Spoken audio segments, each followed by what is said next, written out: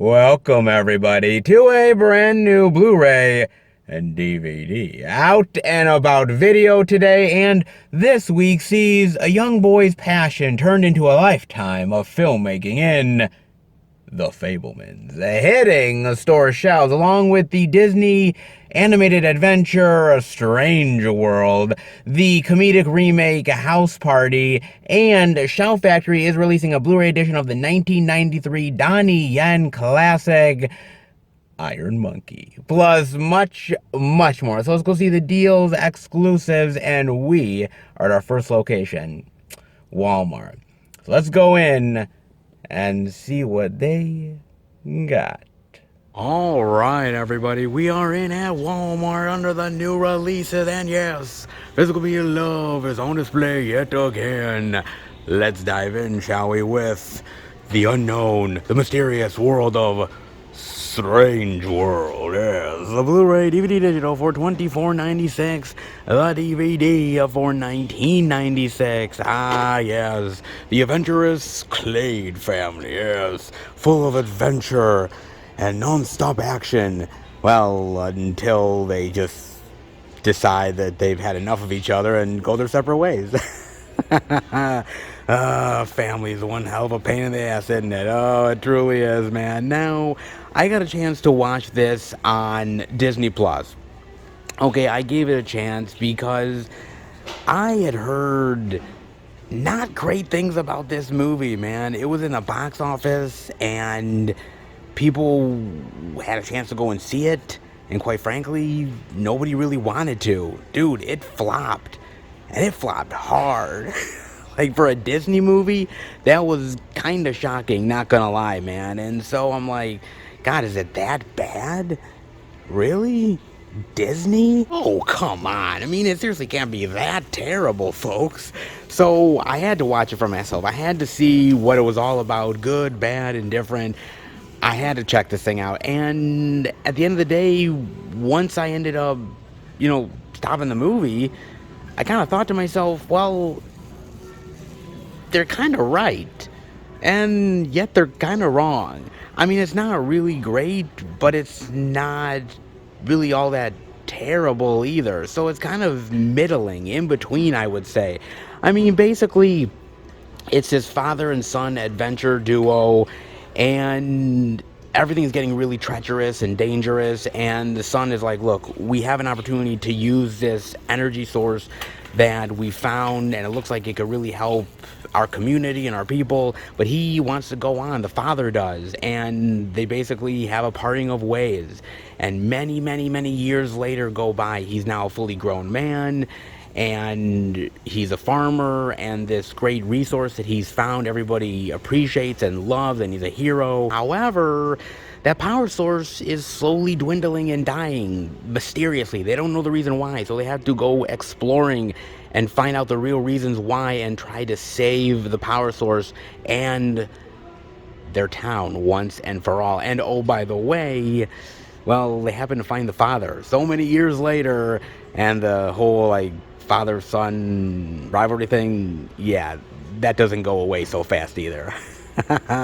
And all the adventure and weirdness in between, yeah, something like that, man. Look, I gotta admit, the animation is stellar. It is awe-inspiring. It is gorgeous. I mean, on my 4K TV, dude, the animation shined like a mofo. It was really good, dude. Absolutely stunning, okay?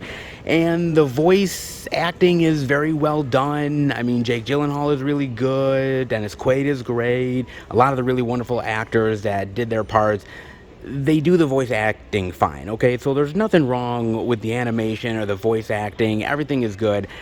And I understand where they were trying to go with the movie, with the father-son dynamic and trailblazing your own way, etc., being your own person. I get it. I just don't think it was all that effectively well done, man. I don't know. It just didn't quite work for me. It wasn't as fun as I really wanted it to be. I didn't engage with the characters as much as I wanted to. I didn't get to know them as much as I would like to have. And I kind of felt like it was a hodgepodge of ideas, almost like Indiana Jones meets National Treasure meets Lost in Space. and just mishmashing everything all in one, and then trying to have sort of a really great sort of family messaging thrown in there. And I just think it was a downright mess of a movie. They didn't quite have the right angle to the film. I felt that the characters weren't as engaging or as entertaining. There's a really great possibility of a cool adventure movie in there, but it's sidelined with a lot of like side stories that you really don't give a shit about, and characters that honestly you don't really have much interest in. I mean, it's just a shame, dude, because, there's some really great movies out there, Disney movies.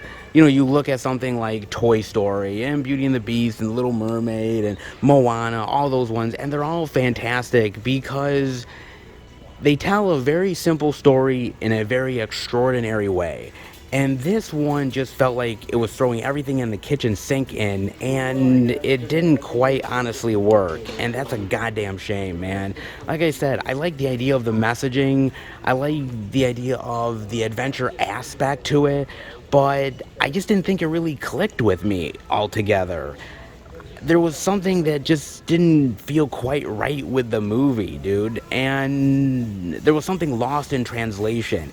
It's hard to describe exactly, but for me, I just kind of lost interest in the film around a little over halfway through. I'm like, I know where this is going. I know this is going to be predictable as hell. There's nothing new here that I haven't already seen in other films and other Disney movies, and it just feels like they're really treading water and not really doing anything unique or interesting that I really care about, and it's really unfortunate, man. They're trying to tell a sprawling adventure, fun, entertainment movie, and yet have that really great messaging in between, and I just don't think they quite nailed it. I could see why people really didn't connect with this movie. It's not, for me, the whole thing with quote-unquote wokeness, or however you want to call it, because all that stuff in the movie, I didn't mind. It was fine. If you want to make those characters a certain way, that's cool. I'm okay with it. But I've got to care about them. I've got to care about their situations and their struggles and the dilemmas that they're dealing with, and I just didn't do it. It felt predictable, been there, done that. And after I ended the film, I kind of looked at my girlfriend and I was like, yeah, it's just average at best, okay. And for Disney, that's not good. All I'm saying, man, that's not good at all, dude. I mean, compared to some of the great Disney classics out there, you can have a strange, weird, odd world to enter into, but if the movie doesn't really wow you and excite you, then what's really the point? To tell a really great tale, you need to have adventures yourself in order to find the inspiration, and the Fabelmans definitely has it. Oh yeah, the DVD for $17.96, the Blu-ray DVD digital for $22.96. Ah, yes, good old Steven Spielberg is back with a brand new film. Oh, I know, you can't wait. Neither can I, man. In fact, I couldn't wait so much that I saw it in the movie theaters with my mother.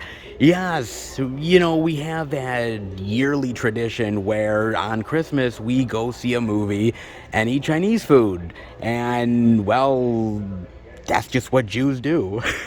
And so we were like, hey, why not go and see a movie yet again, have our yearly tradition continue? And it was actually between The Fabelmans and The Whale. And I thought to myself, I said, well, what's more Christmassy, cheery? A movie like this or a depressive movie about, a guy that's dying of obesity? Hard one to choose. So I was like, sure, let's go see The Fabelmans, man. And, it's kind of interesting because I didn't quite know what to expect with this movie. I mean, basically, it's a coming-of-age tale about this boy and the adventures that he has with his families, the ups and downs, and how he loves cinema and learns to want to be a filmmaker from all the trials and tribulations that he has growing up. Basically, yes, it is a coming-of-age tale with a person named Fabelman, but actually, it's more of a biopic about Steven Spielberg himself. Yeah, a lot of the stuff in this movie actually happened to Steven Spielberg. So he basically took his life story and wrapped it into this movie. And that's a very interesting way to spin it around. And yet kind of get away with it at the same time, man. I kind of dug that, dude. So I definitely was interested just in that alone. And I got to admit, I mean, Steven Spielberg is a national treasure as far as directors are concerned. And even if you're a little bit lukewarm on Steven Spielberg at times, you've got to admit that he's earned enough of your trust to just go into the movie and experience it. Good, bad, and different. You definitely want to see what the latest Steven Spielberg film is. And yes, I was one of those people that wanted to do that as well, man. And I got to admit, this is a really solid film. A lot of people were very lukewarm. They liked it, but they didn't love it. I was one of the people that really loved the Fabelmans, man. As somebody who loves coming of age stories and the love of cinema, to combine the two together was a really great way to get me interested in the movie, and I absolutely 100% was, man. It was that good. It was really solid, and I pretty much loved every second of it, man. There is some issues here and there with the family dynamic and the mother and how satisfying that story is or isn't compared to the rest of the movie and the boy's journey at the end of the day. There is a lot of unresolved issues that go on with the family, and not everything is wrapped in a nice, neat little bow that I think people were maybe expecting. But that's life, okay? That's how the world works, man. Not everything is wrapped up in a nice, neat little bow. I'd like it to be at times, but let's be real. How many times in life does that really happen? Very little, okay? So I was fine with some of the unresolved issues and some of the depictions that they did. I was okay with that. At the end of the day, I wanted a great coming-of-age tale that showed off the love of movies and cinema, and that's what I got, man. The acting is absolutely fantastic here. I love Michelle Williams in here so much. She is so fantastic.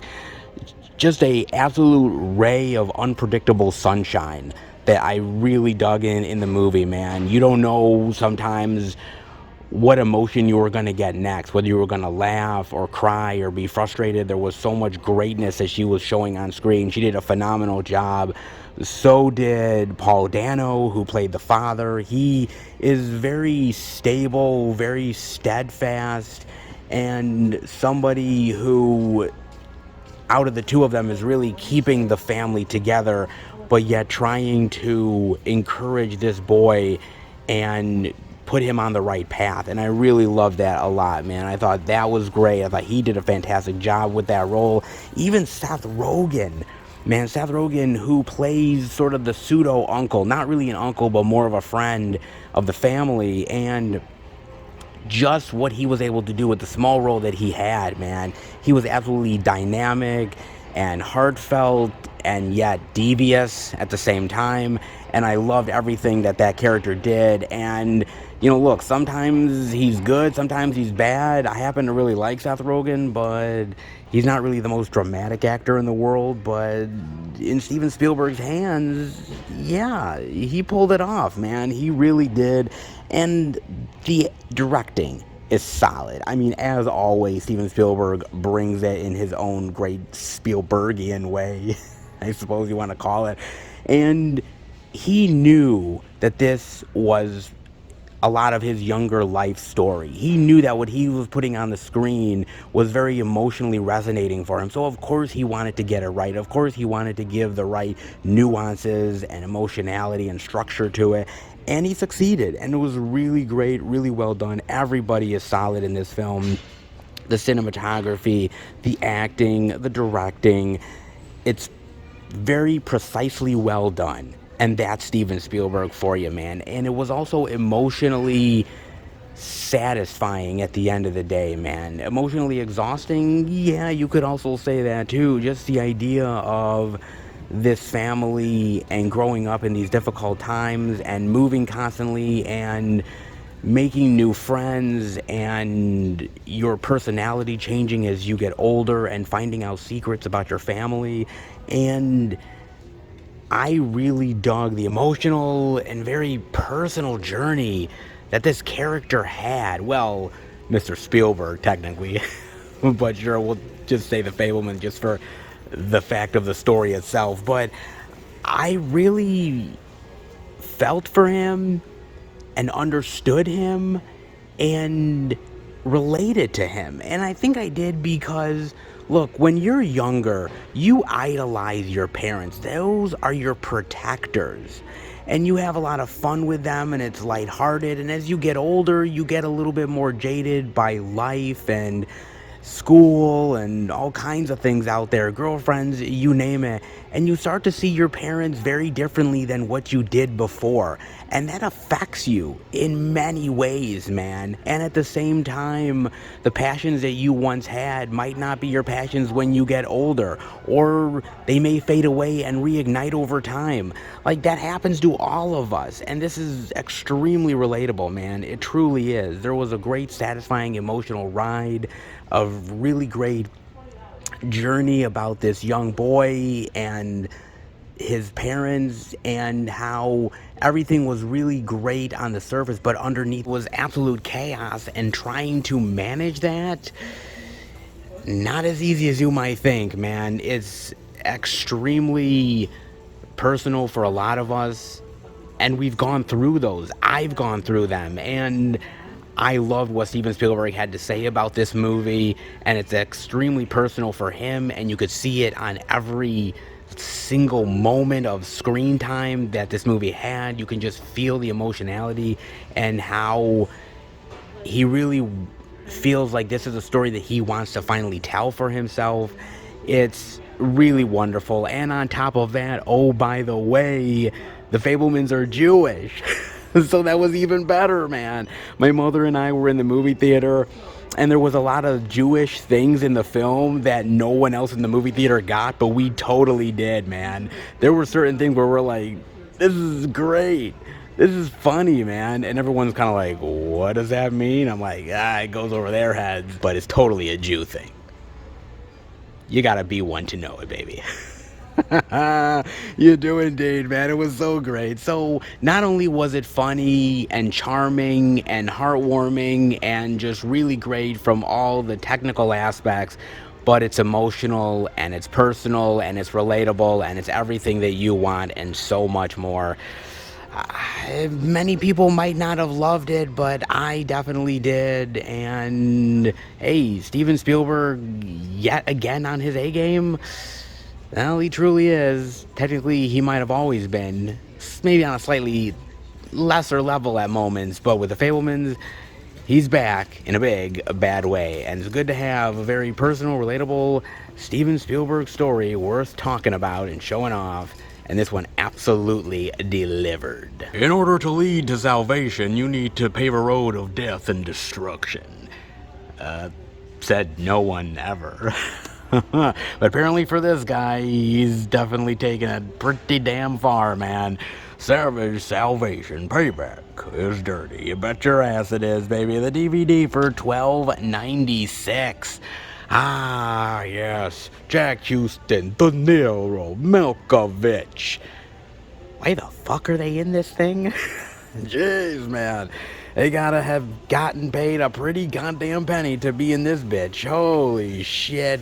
Okay, I got a chance to watch this on Amazon Prime, and, you know, I don't know why I watched this, dude. I mean, seriously, I kind of predicted that I was in for a shit fest, but I was trying to look on the bright side, okay? I thought, well, Robert De Niro, John Malkovich. I was like, okay, there's got to be some bright spot in this. Please? Will ya?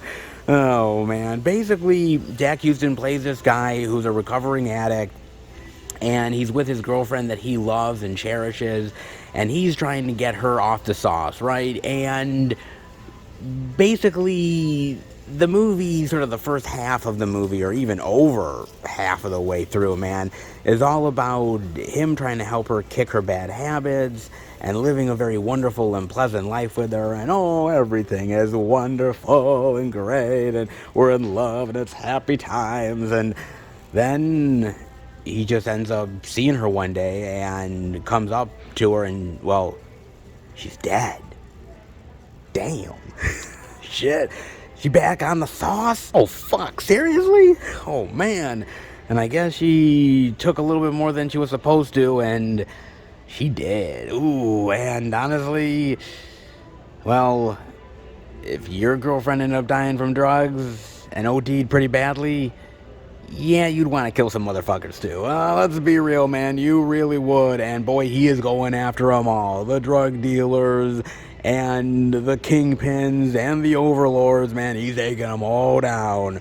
One-man army, baby. And Robert De Niro plays the sheriff of the town, who has a history with Jack Houston, who is trying to protect him and doesn't want him to go overboard and get in any trouble or danger or stir up the pot, so to speak. But little too late for that one, Bob.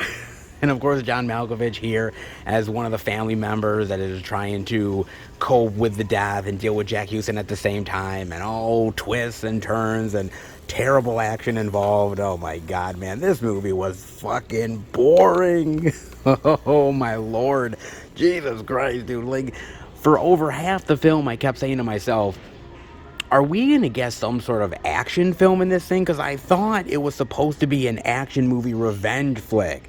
It kind of started out like that, and then they flash back to all the good times with the girlfriend, wife, whatever, and her kicking drugs and the happy moments, and that lasts for over halfway into the movie, and I'm like, okay, this is fun, but I'd like to get to the badass moments, if there is any.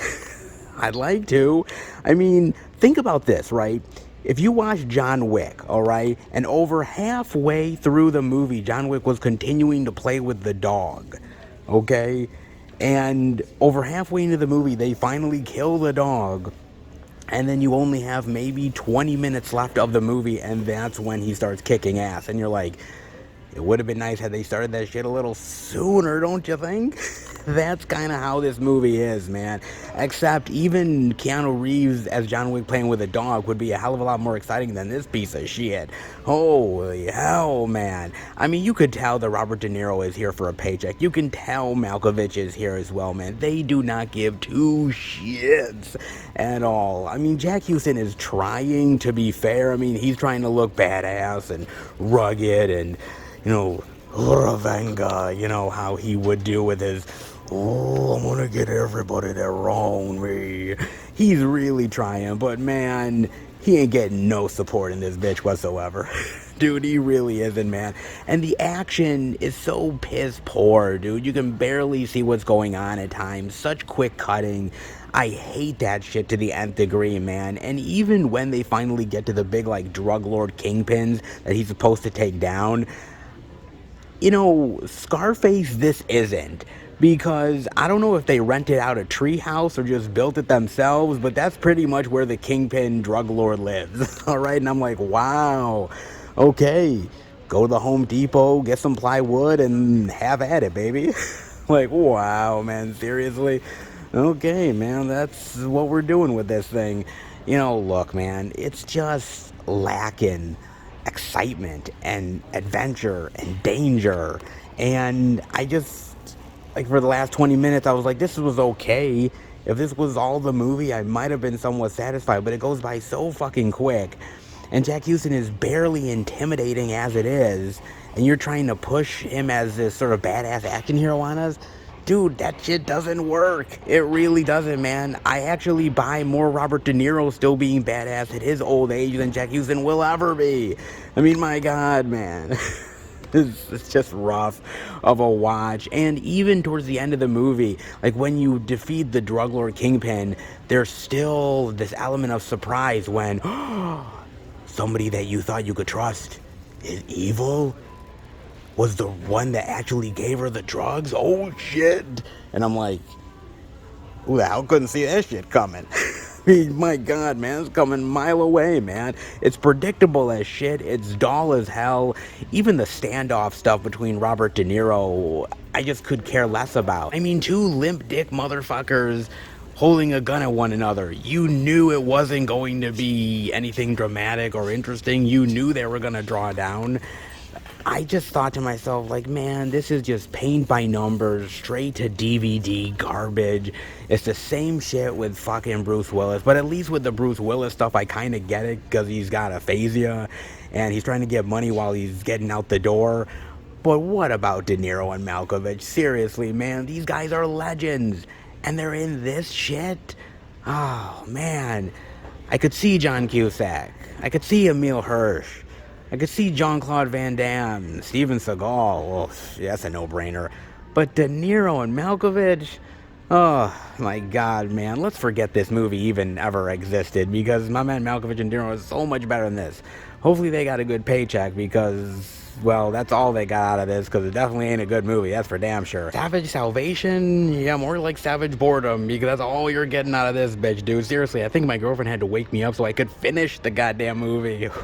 Yeah, it's definitely not worth your time. It definitely wasn't worth my time. I ain't getting it back.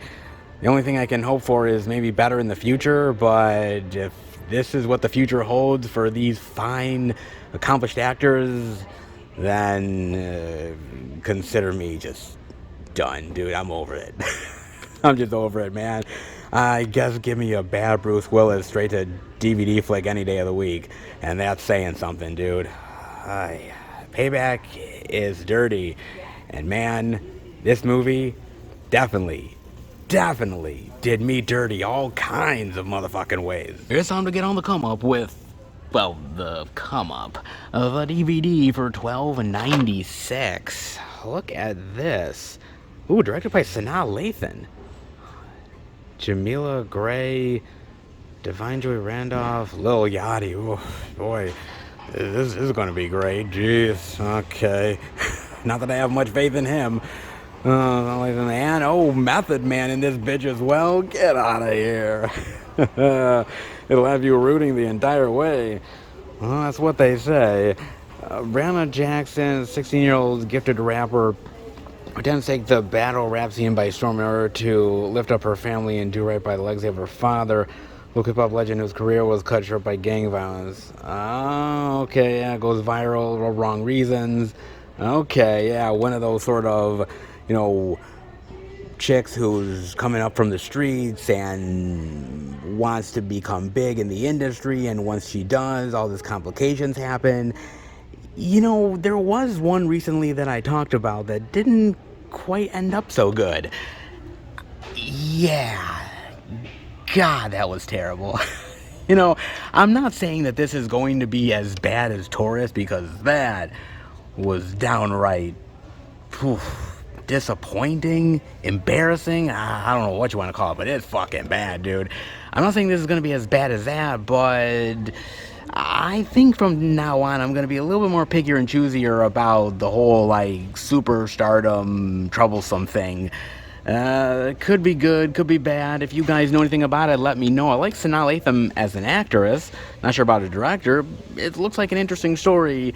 Let's hope it just fares a lot better than Taurus. Yeah, let's hope, guys.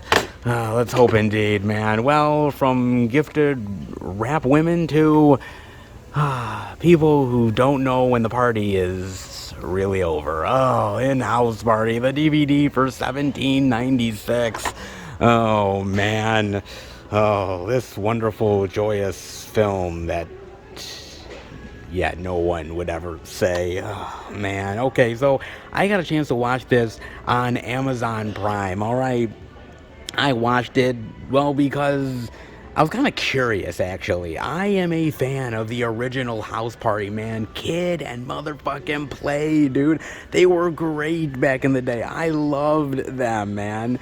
I mean, sort of where are they now, VH1 type of thing nowadays, but back in the day, they were the thing, man. They were the shit, okay? And House Party was fucking amazing and fantastic, and it's a goddamn classic, let's be real, dude. And so remaking House Party, I thought to myself, why? Who's asking for this shit? I mean, seriously, who is the one motherfucking person that said, I want a House Party remake? Who's up for House Party remake, baby? And I'm like, whoever did, yeah, we're coming after your ass. There are whatever executive, whatever fucking actor, or perhaps basketball player turned producer. Yeah, I'm looking at you, LeBron. I got a beef with your ass, man. Oh, I really do, dude. Stay out of Hollywood, will ya? Keep your talents on the basketball court, 'cause that's the only place they belong. Oh, I really do, dude. Okay, look. I mean, basically, it's about these two friends that are at this sort of dead-end house cleaning job. And one has this little girl, his parents' house is foreclosing, and he needs like $10,000 to fix it all, right? He's just in this dead-end job, he can't catch a break, and they clean the king's house. Yes, King James, that is. And they're like, dude, this is LeBron James' place, it's fucking sick, it's awesome, we need the money, how about we do a house party? And so they want to put the proceeds towards actually getting everything fixed with this one dude's life, and any extra money, hey, we pocket, baby. And also have a rockin' time at King James' place, his pad.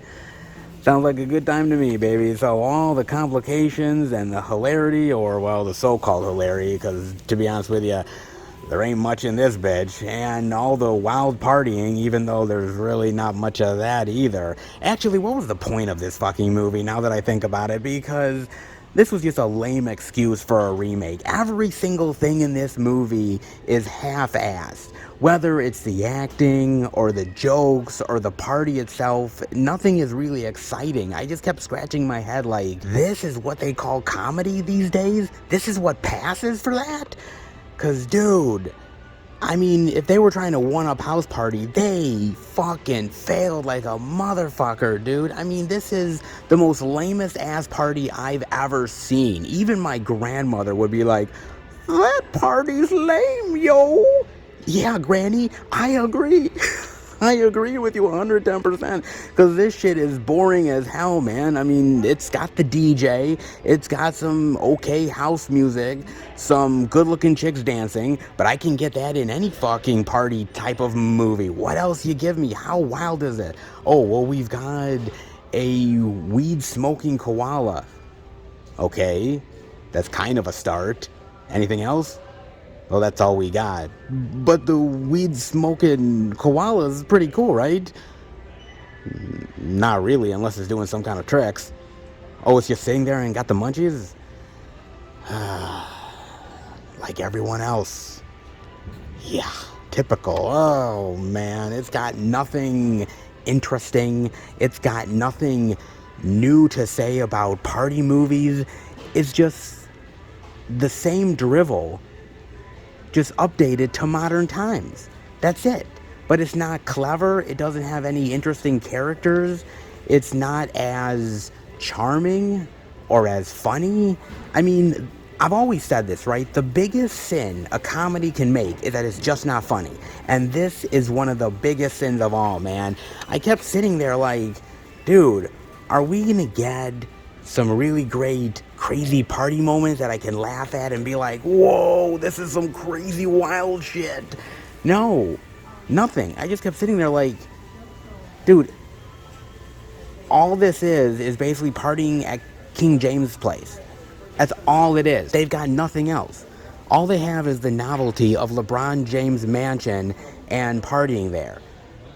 There isn't the whole idea of these young kids in high school and, you know, one last party to send them off type of deal like the original House Party was. There's nothing like that, man. You don't get the swagger of kid and play. You don't get the fun banter back and forth between them.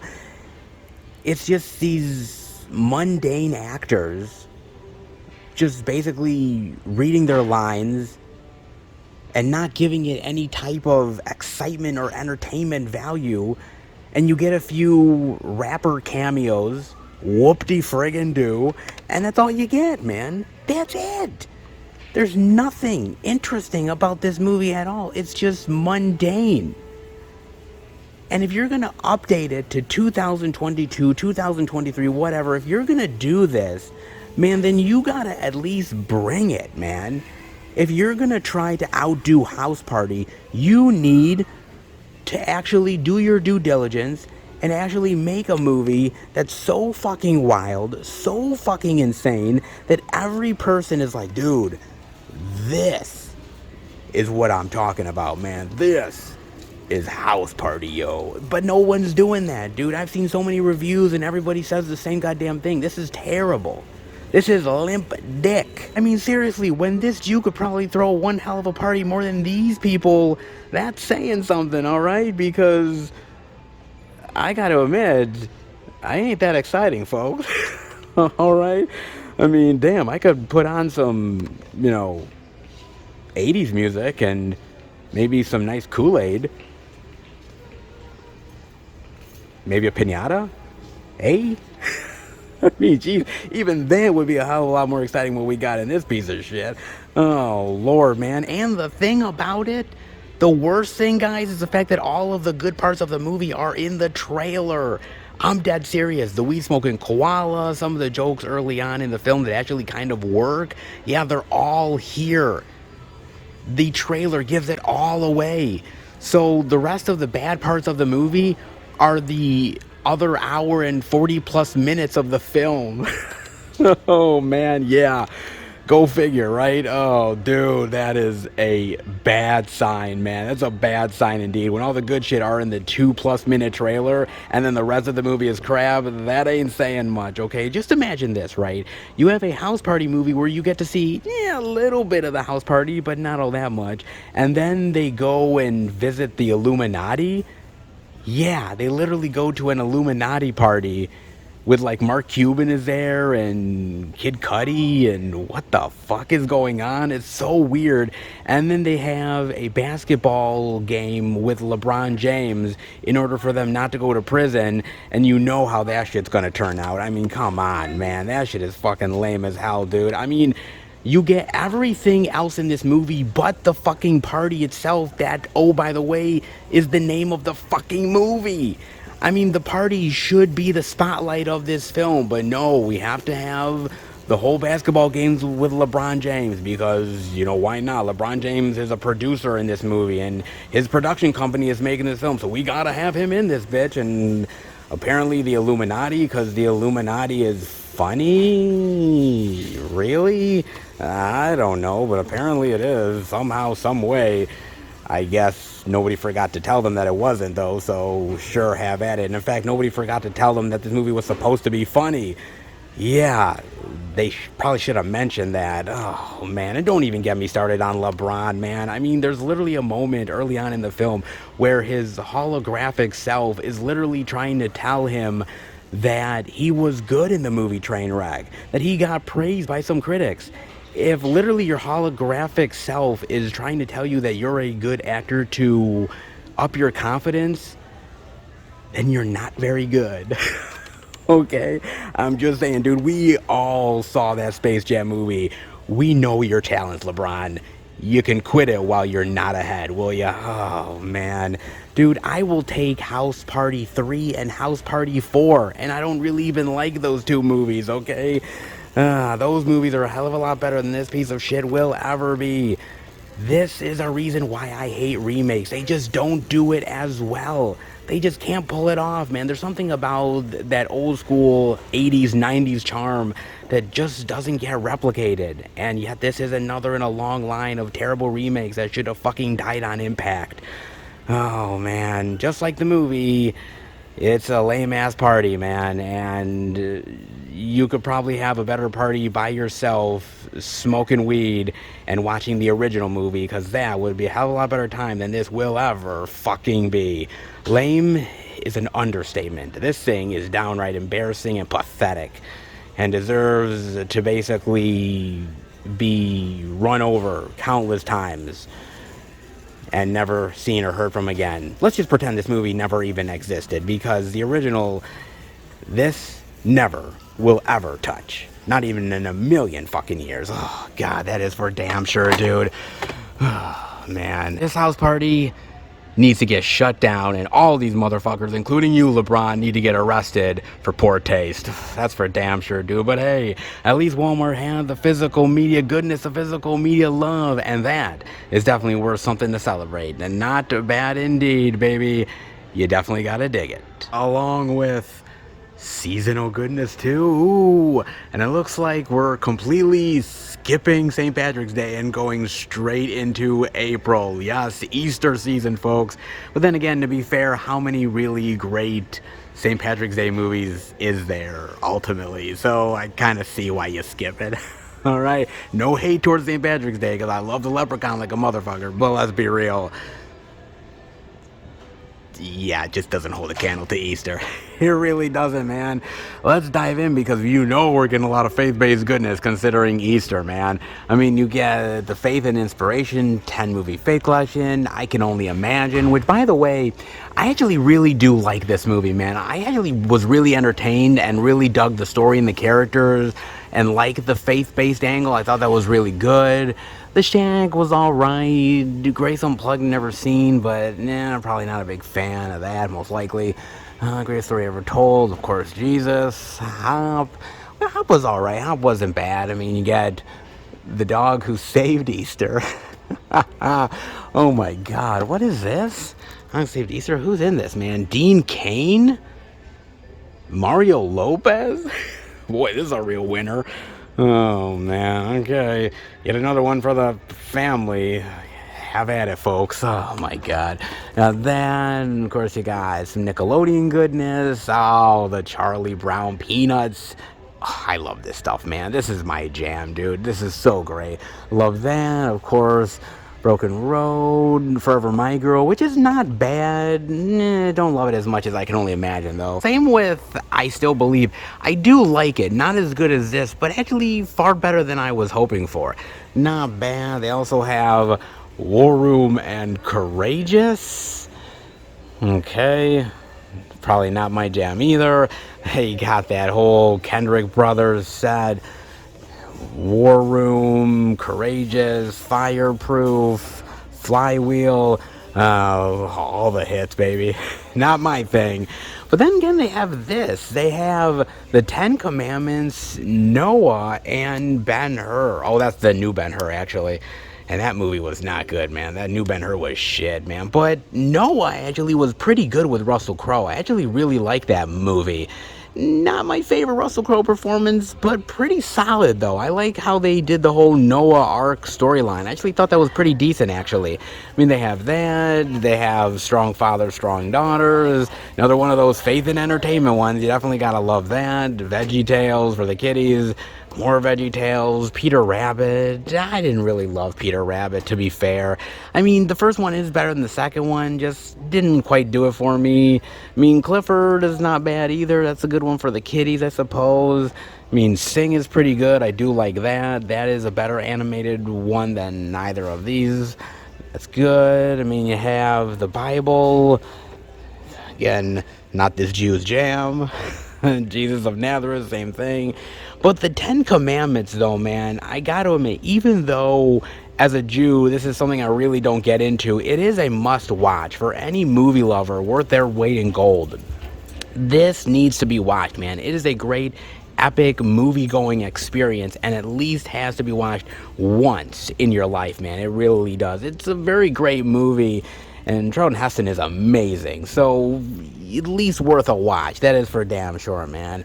But then again, you got all of these other faith-based ones that just lay it on so thick, man. Nothing is Impossible, Miracles Heaven is for real, Proof, the Illumination ones for the kiddies, which these are really great movies, man. I mean, even more than Sing, these ones are definitely incredibly entertaining for the kids during the Easter season. I mean, more of that. Puss in Boots, Sinbad's okay, El Dorado, Captain Underpants. Yeah, talk about Easter goodness. That says Easter like a motherfucker, doesn't it? I mean, you got that. Ooh, you even got some Free Willy love. How does Free Willy connect with East? Fuck if I know, guys. Oh my lord. You know, I've seen Free Willy, and Free Willy is actually pretty good, all things considered. Free Willy 2 is not terrible. It's got its moments. Free Willy 3 is really not all that great, and I've never seen the fourth movie, man. I think I kind of just decided just probably end at 3 is probably best. I never saw the fourth one, dude, and have no interest to see it, man. Good, bad. For $7.50, 4 film favorites of all the Free Willy goodness. I'm sure somebody will buy it. I'm sure they will, man. And the same with the Barbie love. Adventures of the Gummy Bears. What the hell is this, dude? I don't think I've ever seen this. What? 47 yummy episodes. Ooh. This is weird. I don't think I've ever heard of this goddamn thing. Probably it's very fun, though, actually. Not bad. Of course, the Goof Troop, which, oh, I used to love that show back in the day, man. Goofy was great. I love that shit. More Peter Rabbit love, and It's in Heaven. God's Not Dead. That's a whole nother franchise in and of itself, man. Risen. Who's in Heaven. Beginner's Bible. Oh, The Good Dinosaur. Oh, great, man. This is a really great animated Disney movie, man. This is really great for the kids. I really love this one. This is fantastic. Well worth watching, no doubt about that. And even Angry Birds love as well, because, you know, yeah, you can be faithful, but you can also be angry at the same time, can't you? Huh? You know I'm right. Oh, you do indeed, man. You know, I gotta admit, dude, I mean, for me, I don't celebrate Easter. I celebrate Passover. That's my thing as a Jew. But I don't mind a good Easter-based movie, faith-based film. It just kind of depends what it is. As long as they don't lay it on too thick and be too preachy with it, then maybe I can go with it. And sometimes there's ones that are able to balance it well, and others that just throw it down your throat hardcore, and I just can't do that, man. I'm sure they're good movies, but they're just not for me. That's all, man. And actually interesting because a lot of these releases come up with movie cash for Jesus Revolution, $8 off, man, which I have not seen that in a long time. Remember back in the day when they used to do this with so many releases at the stores? They would have like movie cash for an upcoming flick, and they put out this edition that kind of relates to it. Yeah, they used to do that a lot, man. They just don't do that anymore, man. So it's kind of nice to see that for what it's worth, man. But hey, we've had the Valentine's Day Walmart love, and I suppose now it's on to Easter. Of course it is. Wait a minute. We are in Valentine's Day. So geez, they already took down the Valentine's Day shit. Man. Boy, if you're not getting loved by Valentine's Day, you ain't getting it at all. That's for damn sure, man. Especially that slippy love. Yeah, forget that shit. We're on to the Easter religious love now. So you better fucking deal with it. Oh, man. Well, there you go. Easter Walmart love, never hurt nobody. Especially when it comes to physical media goodness. And I can definitely dig it. I know you can too. Been pretty solid. Let's head out. Not too shabby, Walmart. Not too shabby indeed, baby. Nice. You know, it's kind of refreshing to come in here literally every week and see new releases on the shelves and count on the store to actually provide their due diligence in putting out the physical media love. Man, you know, I guess I am infectious. I highly doubt that. Maybe they ended up like getting a directive from up above. Maybe they found God or something and realized, oh my God, he told us to put out the physical media goodness. Whatever it is, I'm damn glad for it, man. I mean, you got the new release goodies. You've got Walmart Easter specialities. I mean, you've got a decent amount this week. That is for damn sure. And Walmart is showing it all off in glorious fashion. Oh, I absolutely agree with it. Of course I do. Why wouldn't I, man? And I know you do as well. Not too shabby for good old Wally World indeed. I absolutely approve, and I hope you do as well. But I know there's more physical media love out there. There has to be. So how about we go searching?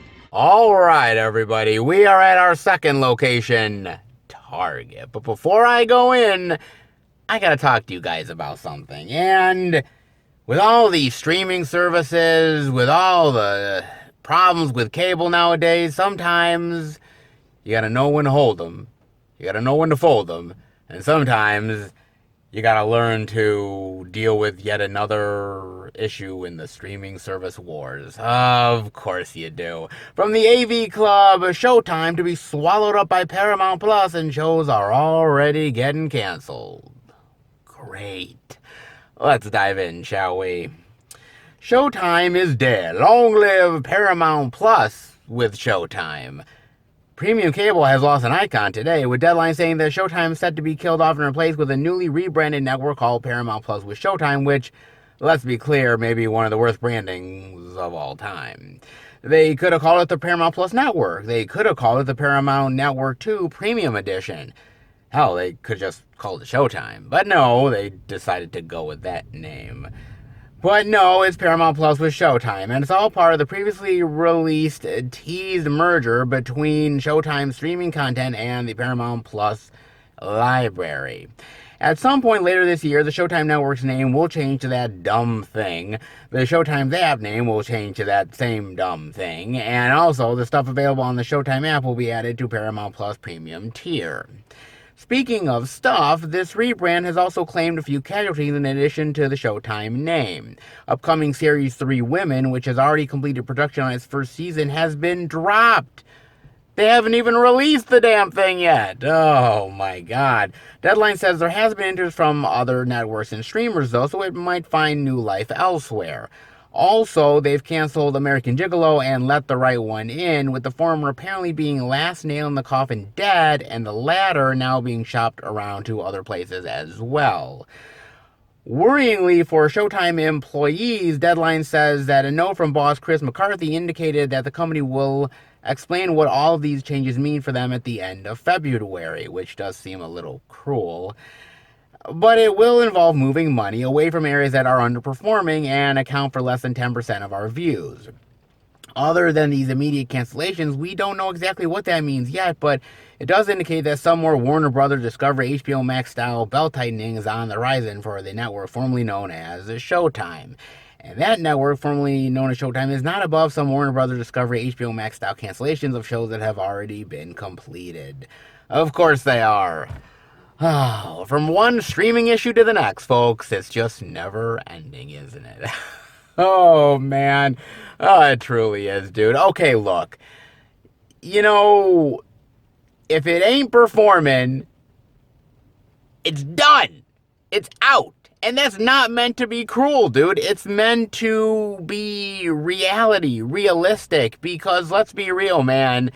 These streaming platforms are too big to fail. God knows I've said it how many times, man, but it really is the truth. They've invested so much money, so much content, that really at this point, if you don't bring in more content for the masses, if you're not bringing in new material that people want to see and people want to watch, then you're on to the next fucking thing. And if one of the networks that you own is not performing well, then why are we continuing to have it on this cable network when we can just swallow it up into the streaming platform? And well, whatever you're watching already on Showtime, well, I guess you're just going to have to climb on board Paramount Plus now, aren't you? That's the thing about it. So now that's going to be all topsy-turvy and turned around. And on top of that, they've also realized, oh, by the way, since we're not really performing all that well in certain shows that apparently haven't even come out yet, to know how well they would have done, I guess we're just going to get rid of them anyways? Jeez, man. Nowadays, man, these shows don't even have to premiere anymore and they're already canceled. What world are we living in, man? I mean, seriously. I've heard good things about American Gigolo. That's gone. I never got a chance to see the Right One In series, but I heard it was not terrible. So those are just now gone. That one show, 3 Women, didn't even get a chance to premiere, and that's already gone. And so I'm like, my God, man, what is next? We're just literally cutting and cutting to the barest of bones, man, to try to survive. And that's what's happening with these services nowadays, man. And if you're not getting a certain amount of views on your episodes, on a TV season, dude, you're gone, man. And I thought back in the day cable was brutal. Fuck that, dude. Streamers are worse. I mean, seriously, man. It is a jungle out there. And, man, you will get cut in half if you're not doing what you're supposed to be doing. And that's just the truth.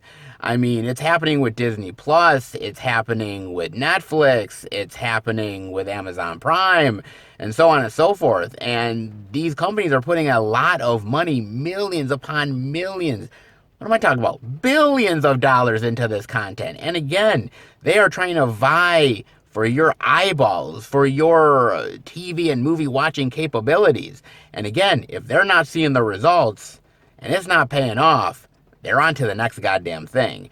And now that Showtime is not performing as well as they want to, they figure, well, if we can at least sort of swallow it up into this other brand, well, at least then we have more content for Paramount Plus. And if you're already watching Showtime, well, I guess you're just going to have to come on board with us as well. So they're hoping to gain more subscribers and hoping to pour over the content that's already working from Showtime into Paramount Plus, and they're hoping that everybody comes on board with that. But that isn't always the case, because as I'm telling you guys, entertainment is at a premium.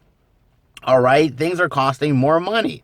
And so you have to start asking yourself, what is worth my hard-earned dollars? What streamers are going to get my money? And let's be honest, not everybody is going to get your hard-earned dollars, man. They're not going to do it. Between Apple TV and Paramount Plus and Disney Plus and Netflix and Amazon Prime and Peacock and all these other streaming services, you just don't have time for everything. So you've got to pick and choose. And they're hoping that it's a safe bet that you're going to come their way. But that isn't always the case. These are tough times, man. And cable isn't doing so well. And streamers are doing pretty decently, but depending on which one you're talking about. The streaming wars, man, it is rough. And it is brutal. And there's no telling who's going to get folded into next or what series is going to get canceled. But nowadays, you as a loyal TV viewing watcher, man, there's no guarantee that the show you like will even continue on to the next episode, let alone the next season. So, sorry, whoever watched those shows or whoever was interested in some shows that aren't even premiering anymore, because, well, yeah, it's just the name of the game, baby. I hate to say it, but you know, that's why I like physical media, because at least the stuff I love, I can at least own. And if they get rid of it, well, good thing that I have the physical copy.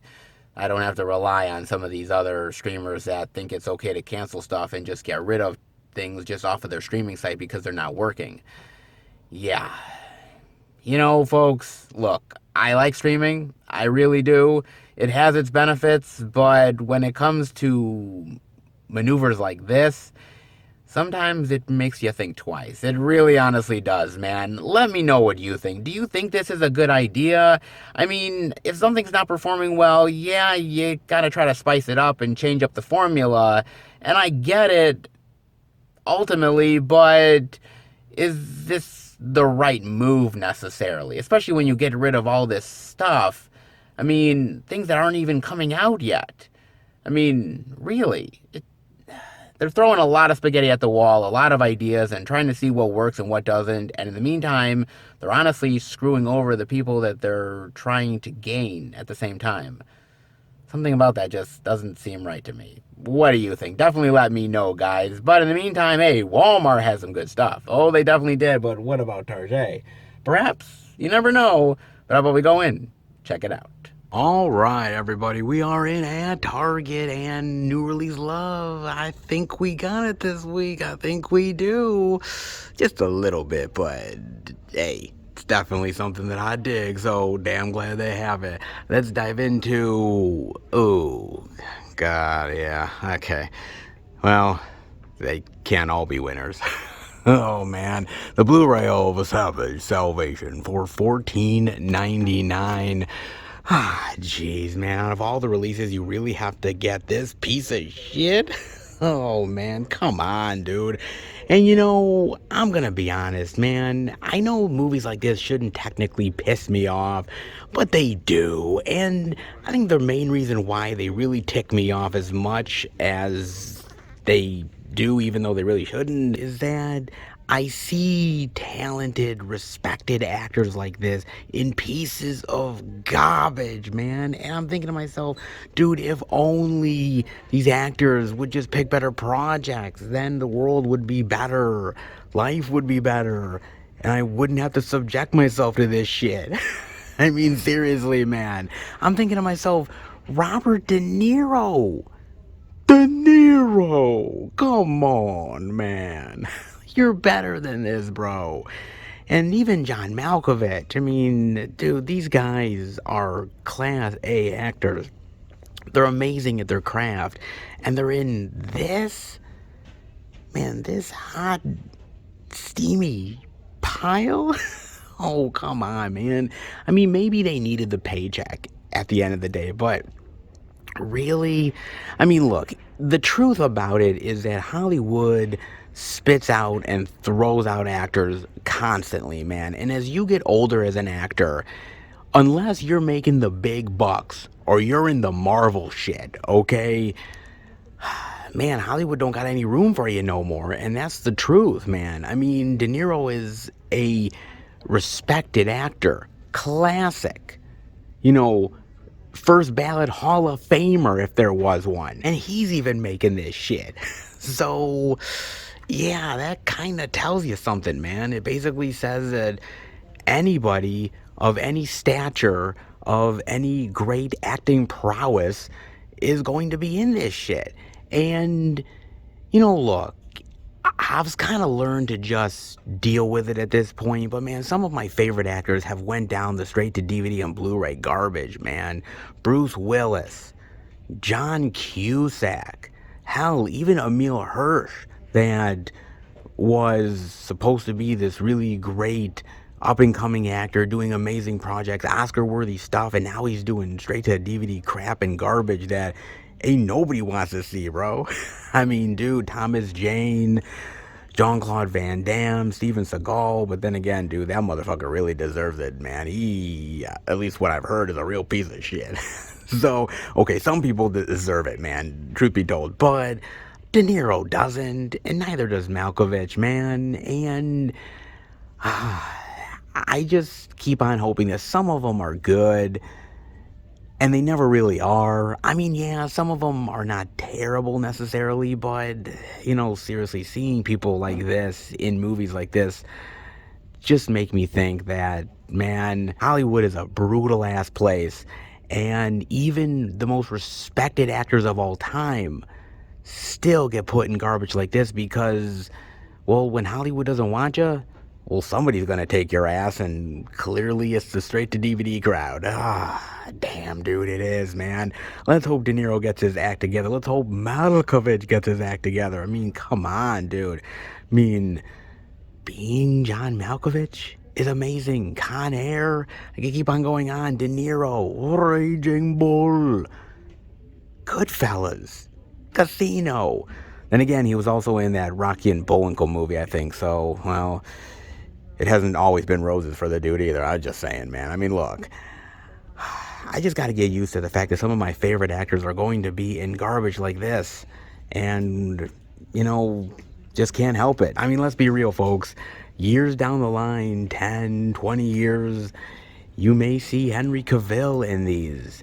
You may see, well, I was going to say Tom Cruise, but, well, Tom Cruise ain't never going to be in this shit. You may see him. You may see Miles Teller. You may see some of the biggest actors being pieces of shit like this. Hell, who's to say The Rock ain't gonna do it at some point? I'm just saying, man. If De Niro's in this stuff, then anybody can be. who's next in the straight to DVD and Blu-ray rabbit hole? God only knows. Let's get on down with the come up, baby. Yeah, the DVD for $12.99.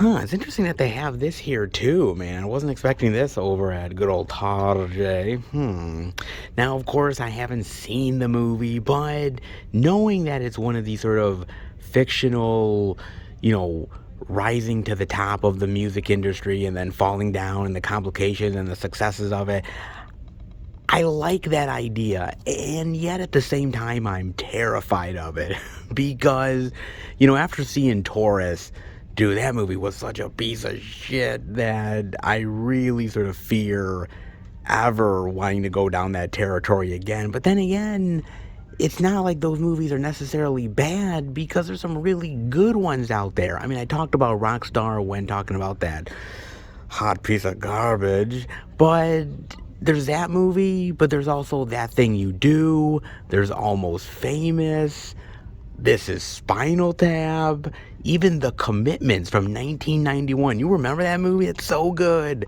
so incredibly entertaining and fun, man. I mean, yes, they don't have to always be like parody. Dewey Cox Story, anybody? I mean, it's fun, but a little over the top, but I still appreciate it, man. I mean, I like those type of movies. I like the regular biopics, but you gotta be entertaining, you gotta be fun. Yes, you can be serious, but you still need to entertain your audience at the end of the day, man. And that's not easy to do. I mean, you can't do like, oh, I'm a sad and lonely punk rock millionaire that has tons of fans and women that want to have sex with me constantly, but I'm so depressed. I don't know what to do with my life. Oh man, shut the fuck up. I mean, seriously, watching Taurus was a goddamn exercise in torture, practically. And I just don't want the same thing to be with this film. I don't think it is. I mean, Sanaa Lathan is a really great actress. I don't think she would go down that road, but this has the potential to be. Any movie does, technically. But as long as it's fun and entertaining with infectious music and good performances, then I'm down with it. Not everything can be That Thing You Do, clearly. Then again, not everything can be Taurus, thank God. So, sort of in the middle, maybe. I'd like to hope, man. Let's put it this way. If it even gets close to 8 Mile territory, then that'll be a success. And look, I love that movie.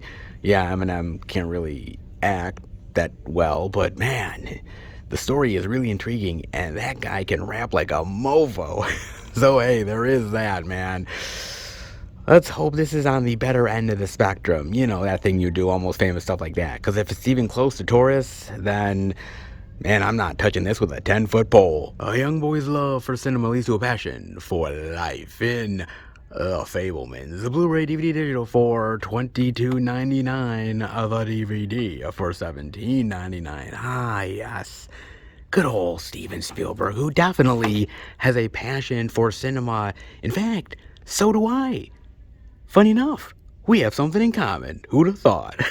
Who'd have thought indeed, man. I mean, yeah, I'm not as famous as he is, and I don't make as many classic pictures. Actually, what am I talking about? I'd never make anything like that. And of course, I'm not as rich as he is either. I don't have the awards either. Man, actually, we only have that one thing in common. Well, at least that's something. For what it's worth, man. And the passion of cinema is in every frame of this movie, man. And I love movies about the love of movies. And you could say that every movie has a certain love for cinema in one way or another because it takes a mountain. It takes a literal crew of hundreds, thousands in order to make a movie, man. And you have to be passionate about it just in order to get a movie made, right? It doesn't matter what era you're in, man. Making movies has never been easy. It is a labor of love. And some films end up celebrating it more than others. Like Matinee from 1993.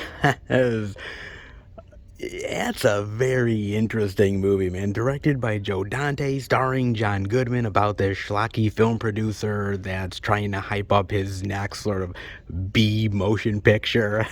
The old, like, monster schlock movies of the old days, man. That's a fun movie, man. Cheesy, ridiculous, slapsticky, yeah, a bit, but it still shows off the passion of those movies, even though they're not the most high art of all time, man. I mean, you can even think of a movie like Licorice Pizza, which, yes, isn't about the love of cinema necessarily, but it really is a great glorification of 1970s Hollywood, which is really great, man. I mean, that stuff I really love. You can also think of a movie like Ed Wood from like 1994, 5-ish. That's such a great movie, man. It's one of my favorite movies of all time. I love Ed Wood. Is he the best filmmaker ever? Absolutely not. Is he the worst? I'd argue not, but Lord knows he's won enough Golden Turkey Awards. But I just love the idea that this man who can't really direct out of his ass still has a love for it and a passion for it and loves these old school stars and these nostalgic movies, man. There's something about a lovable loser that keeps on trying and failing. Even though he's not very good at it, he's still trying because he cares about it so much, man. And that movie has charm for days on end. It really does. It's so good, man. I love that movie. Of course, you can also talk about Hugo from 2011, directed by Martin Scorsese, baby, about 1930s in Paris and how these young kids found a love of cinema together and the camaraderie that they had. It was so great, man. I love that. You could really tell that Martin Scorsese truly, yes, has a passion for cinema, but also really showed it in a glorious and fantastical way in Hugo, which is so amazing, man. I love that movie so much. Of course, you can even say a lesser known movie like 52577. If you have never heard of that movie, you gotta check it out, man. It's basically a lot like the Fabelmans, really, about this young boy, teenager who ends up watching Star Wars for the first time in 1977, and how much inspiration he gets from that and makes his own home movies and just really has a passion for cinema through seeing the experience of Star Wars, man. And that is a great movie, man. It's an unknown gem. Not many people really know about it because honestly, it just got a physical media release not too long ago, man. It's from the early 2000s and it's been in just purgatory for the longest time because of music rights and everything like that, but it finally got a release and it is really fun, especially if you love cinema, if you love Star Wars. This is an ode to it, an homage to it, a passion for it, and it is so great, man. So there is a lot of movies out there that really show that love of cinema, really show the passion for the art of the craft and the preservation of cinema. Even a movie like Be Kind Rewind. Oh, remember that one with Jack Black? Oh, that's so good. Yeah, it's a comedy, but I love how basically they end up like demagnetizing all of their tapes by accident, and so they have these loyal customers, and so they basically are recreating the movies by themselves, like together, the shop owners, in order to still give the people who are renting their tapes an experience. And I love that shit, man. It really shows these guys and how much they love these people and their love for cinema, and how it really makes them go out of their way to do the craziest thing of recreating scenes and moments from these movies just so that their customers have something to rent and something to watch. And I love that, man. It's so fun. It's so incredibly entertaining. God, I dig that movie, man. Oh, so fantastic, man. And for me, cinema has always been a passion. I mean, even from the earliest days as a kid, my mother and father taping movies on VHS and me watching all kinds of genres, whether it was horror or sci-fi, action, adventure, romance. I mean, so many things that I got to experience. And for me, there was a passion that I had, and it started very early on, and it still continues to this day, man. I still have that same passion from when I was younger, even now as I'm getting older in my 40s, man. And whatever you're passionate about, and it doesn't matter, it doesn't have to be cinema necessarily, it can just be sports, or it can be anything practically nowadays, man. As long as you really care about it, as long as you're really putting your heart into it, that's all that matters, man. Nothing is perfect in this world. And people can complain, well, you don't have enough passion because you don't love this or you don't love that. And I reject that theory 110%, man.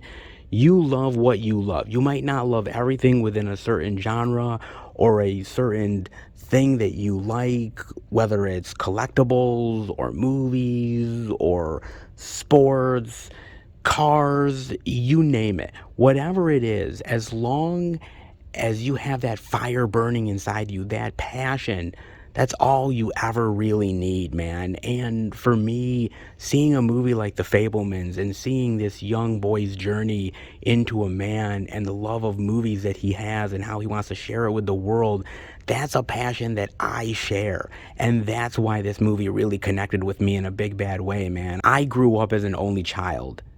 And when you do that, you don't have siblings around you.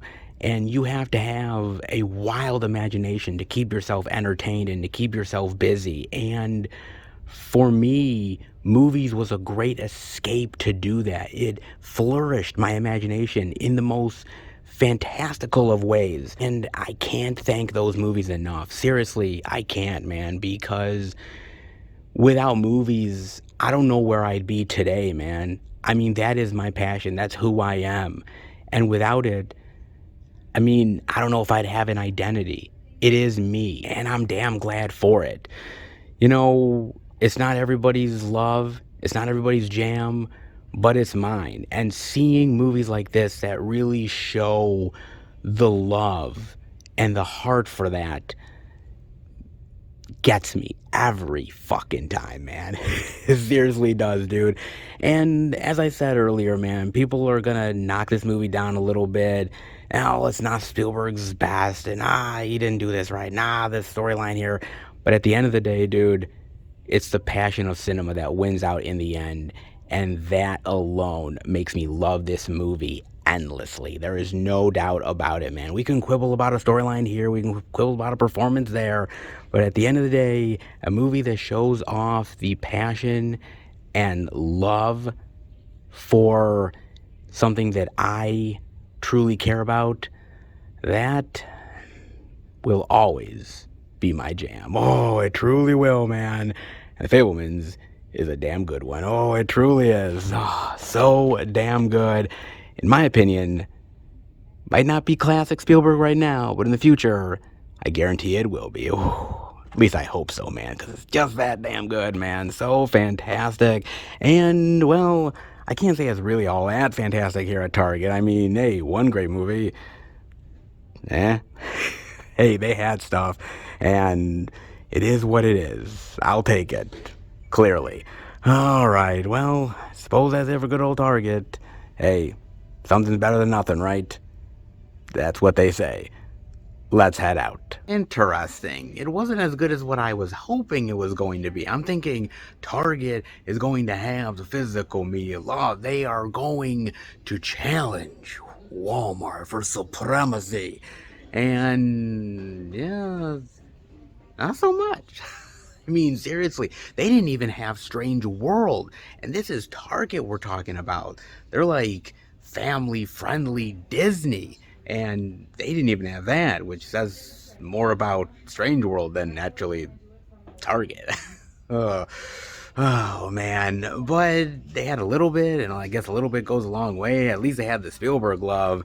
Outside of that, not too much to speak of, but it is what it is. I guess Target can't always hit it out of the park, even though I'd like them to. Hey, Target is still great. They still give us a lot of great physical media love, but ever so occasionally they slightly drop the ball, and this week is a little bit of that. Hey, it's still physical media, and I'll definitely take it for what it's worth. You know that, but not that it exactly made me a very happy physical media boy, just kind of doing my due diligence and at least trying my best to make Target look good in the process, which sometimes is not as easy as you think. And this week is one of them. It is what it is, as usual, ladies and gentlemen, but I hope you enjoyed what little physical media we had here, which wasn't much to show off, but hey, I still have to do my thing, as you guys know. But hey, on to the next place with hopefully more physical media, which would be an improvement over here. All right, everybody, we are at our third location, the second Walmart. I'm going to go in and check out if there's any interesting, any titles worth showing off. If there is, I'll bring it back to Film Fan 108 HQ and show it off to each and every one of you. But before I do that, I got to talk about a trailer with you guys. And, you know, there's some things that I never thought in my entire living life that I would see adapted to live action. But, you know, I've learned something. That Hollywood, yeah, they've run out of ideas. That's clear. But sometimes, even they go overboard with Barbie. Oh, damn, man. Holy shit. Coming in July of this year. Man, I never thought in my entire world of existence. Yes, animated movies, animated specials, TV shows, sure, fine. Live action movie with big name stars? Yeah, that's a whole nother thing, baby. But yet, here we are, man. Now, they released the teaser trailer, and damn, man. Okay. I mean, shit, it's kind of a fun trailer, all things considered, man. They're going for like 2001 Space Odyssey vibes, man. There's little kids, little girls playing with like baby dolls and like the vast desert wasteland. And suddenly there's this big figure looming over them. And it's Barbie. And suddenly their lives are changed. They're breaking their baby dolls and they're embracing the world of Barbie and Ken. Anatomically incorrect. Oh, Lord, I'm thinking, da, da, da, dun, dun, dun, dun, dun, dun, dun, da. I'm like, okay, the revolution has begun. No, Jesus, is that what they're calling it now? Oh, man. And you see these brief glimpses of the movie, sort of quick shots, man, but I never thought in a million years to see this, dude. I mean, I gotta admit, it does, the brief glimpses look kind of quirky and fun and odd in a sort of like not taking itself seriously and sort of just doing this fun, weird vibe of a comedy, self-referential. Yeah, I don't know what to make of this in a weird way. I mean, Margot Robbie is in this. You've got Ryan Gosling playing Ken. And I'm like, what the hell? You got a whole vast of other actors in this thing too, man. It looks very poppy, very colorful, very pink, incredibly in your face, man. It seems like very song, dance, you know, having fun, quirky, ridiculous. Let's hope that it's at least somewhat kind of entertaining in a, wow, man, I didn't know that I'd have fun in a Barbie movie. I mean, that's all I'm really kind of hoping for at this point, because when I was a kid, I never played with Barbies, okay? Obviously. And I sure as shit didn't play with Ken. So I was never really big into the whole Barbie craze. I get it. I understand it, why it was so popular and the different variations of Barbie and the dresses. And it was a huge thing back in the day. I don't know if it's as big now as it was like 20 or 30 years ago, but apparently it's still big enough where they're making the movie. So there's got to be an audience out there for this. At least I'd like to think there is. I'm curious as to who they're marketing this to. Are they marketing this to little kids? Or are they marketing this to more like the grown-ups and the nostalgia angle? Where are they going with this thing? I have no idea, man, but I give them credit for at least trying. Throwing spaghetti at the wall, I suppose, man. I don't know about this one, man. This is an oddity for sure, dude. But then again, I mean, let's be real here. There's been Teenage Mutant Ninja Turtle movies, there's been He-Man movies, and so many things from my nostalgia that have had movies. You know, Clifford the Big Red Dog, you name it.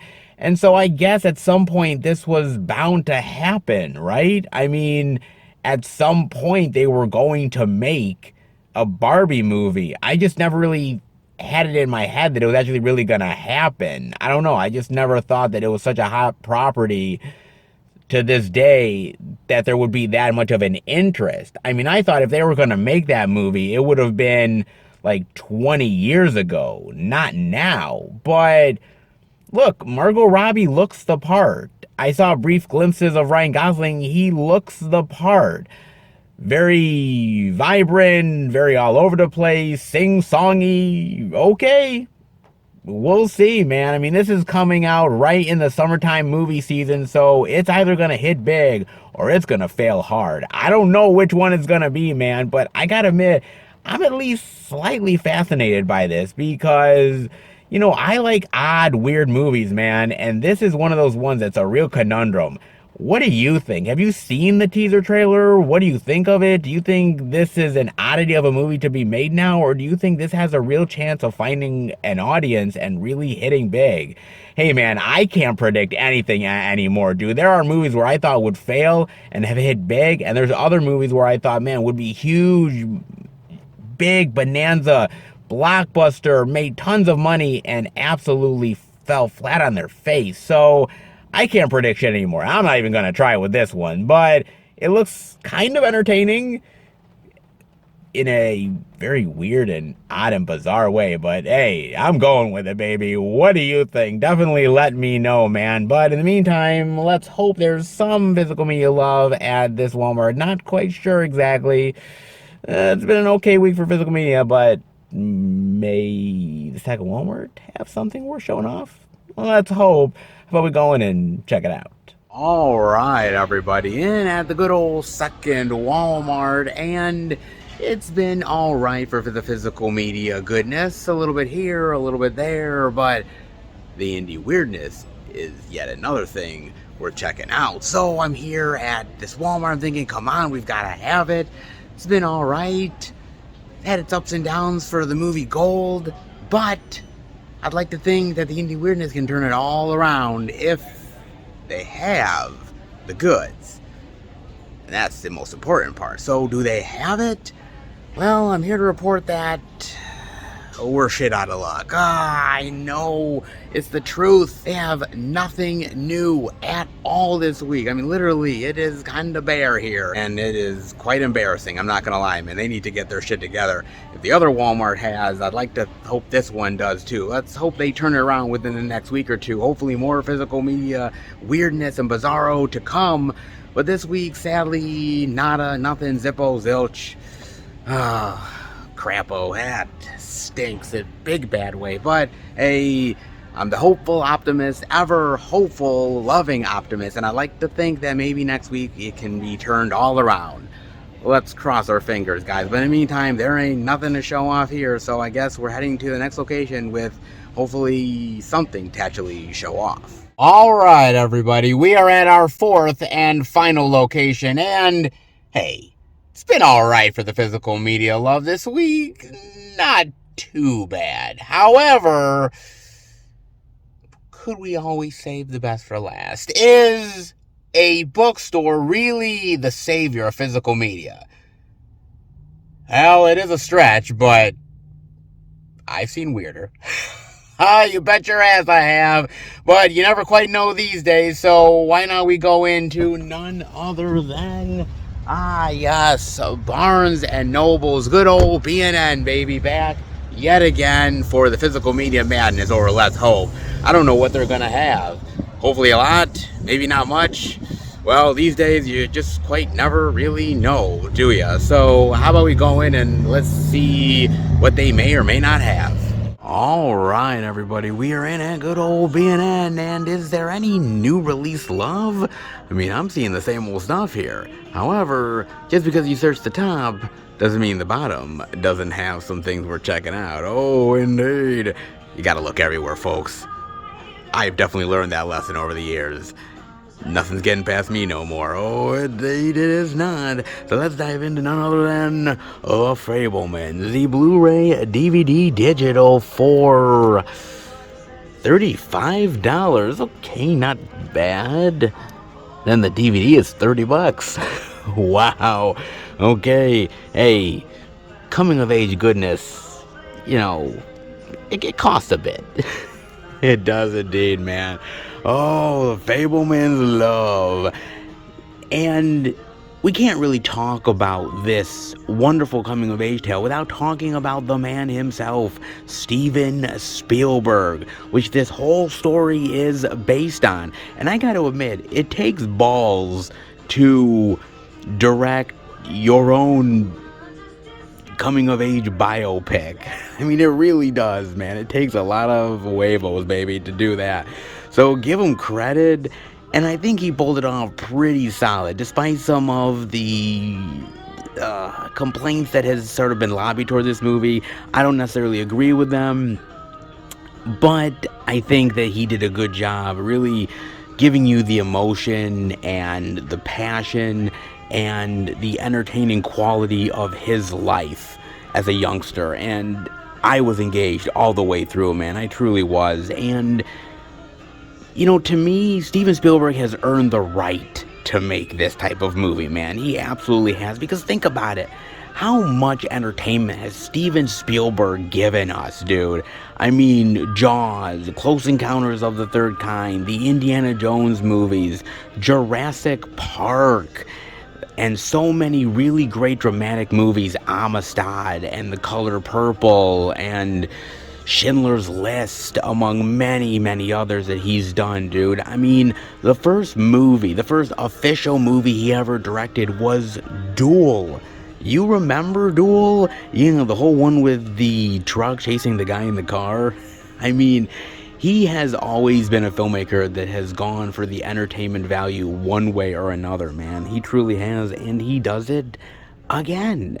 And I give him a lot of credit for that, man. And for me, Steven Spielberg is one of those great institutions of a director, right? Because he really has become a household name. How many directors can you really think of that are household names that you could literally go to anybody and say, oh, this is the next Steven Spielberg movie, and everybody would know what you're talking about? Not every director gets that type of popularity, that type of status. Steven Spielberg has earned his keep. He has earned that, man. I mean, do you know how many times I've read articles where they say, oh, well, this person's the next Spielberg? I mean, they did that for J.J. Abrams. They did that for M. Night Shyamalan. They say the next Spielberg, not the next big director, the next Spielberg, which tells you something, which tells you that this guy has literally become a mainstay in the zeitgeist of cinema and entertainment pop culture in order to deserve that right, man. And he absolutely has. And the fact that this movie really shows him as somebody who was inspired by others. You think of a director like John Ford. There's that really great scene at the end of the movie with him and John Ford and the idea of this guy that he idolizes and just the weird, bizarre encounter that he had with him, but yet totally inspirational, and he felt like this guy gets him. You know what I mean? And that's really what makes a filmmaker. That's really what makes a passionate artiste, so to speak, is the idea that, not everybody is going to agree with you. Not everyone is going to connect with you. And at the end of the day, a lot of people really won't even understand you because you're out of left field, or you do things that they don't understand, new ideas that, are not the norm. And as long as you find a few people that really are in your corner, that back you, that prop you up, that inspire you, that's what you really need to continue going that extra mile, to make the effort to be the next so-and-so. You know what I'm saying? And I think he absolutely has done that. And I think this is one of his most personal films. And I gotta give Steven Spielberg credit because he's such a versatile director, man. He could go from something like the previous year's West Side Story and doing a musical and taking the balls to do such a classic musical and yet remaking it and actually doing a pretty solid job, to then doing something really personal for him like The Fabelmans, to then now having the cojones to do a remake of Bullet. I mean, my God, man. Bullet's a great movie. So the fact that he's doing that says that he's willing to take the gamble and try to one-up one of the great movies of cinema history, man. Look, credit to him for trying, man. I hope he succeeds, dude, but I'll be in the movie theater watching that. I will be in the movie theater for every single Steven Spielberg film, past, present, and future, because he's just that damn good of a director. And when eventually we lose him, which I hope is not for many decades to come, we will look back on movies like The Fabelmans, we will look back on movies like Jurassic Park and Jaws and The Color Purple and 1941 and all of these great iconic movies that he's made, and some of the misaligned ones, and we'll say, dude, the guy gave it his all. He did things as a filmmaker that no one had ever done before. He broke the rules and reinvented the game, and damn glad for it, man. And it all started here with this young man that had a not so normal family, but yet had the passion for cinema in his heart and flourished in a big bad way. And what entertainment we have gotten in the process is thanks to the man, the myth, the legend, Steven Spielberg. No doubt about it, man. I mean, you get The Fabelmans, A Personal Journey, Family Dynamics, Crafting the World of the Fabelmans. I always want that Spielberg commentary, and I never get it, man. One of these days, Spielberg has to do a commentary, right? Well, I might be waiting until I'm dead for that one, man. But I'm always hopeful for it, man. I really am. I thought this one might have had it, but no, maybe next time. I doubt it, but hey, why not continue to at least somewhat hope, I suppose. Indeed, man. But hey, look, The Fabelmans is amazing. And it really is inspiring, and it really shows the idea that, it's not easy getting to where you want to be in life.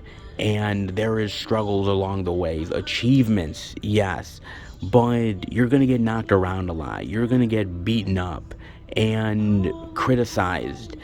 And as long as that passion stays with you, it stays within your heart, then you can do amazing things. And this movie is proof positive of it. The Fabelmans and Steven Spielberg, one and the same.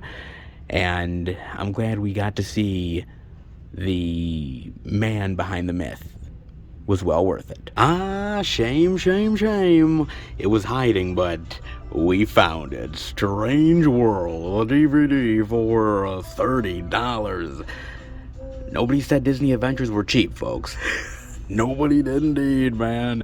Oh, from the studio that brought you Encanto and Big Hero 6, really fantastic Disney animated movies. But Strange World, just okay. Yeah, it is. I don't think it lived up to the Disney animated movie legacy, so to speak. But then again, what is the main reason why? I mean, you could point to just the hodgepodge of ideas that they're just throwing into the movie, and it just kind of feels like a cluster of all these ideas all at once, and nothing is really ever properly sticking. It's adventurous and fun, but not exactly meaningful necessarily. There is that, or you may say it could be a little bit because they're too inclusive, maybe a little bit too woke. I know, guys, look, I'm throwing it out there, alright? I'm doing it because, not necessarily that I believe it, but there is an argument to be made about it, right? Because I think certain people kind of feel like Disney has went a little bit too into the political realm, okay? That basically they're catering to a certain crowd, and that's what they're doing, and that's it. I don't particularly believe that. I feel that we need to include as many people as we can. By doing that, I think you are rubbing people the wrong way. Look, I'm not saying that this movie is bad, but I think for certain people, when you include gay characters, when you include interracial marriage, when you include things like that in this movie, I think people tend to take the wrong perspectives. And I think people just didn't want to deal with that shit.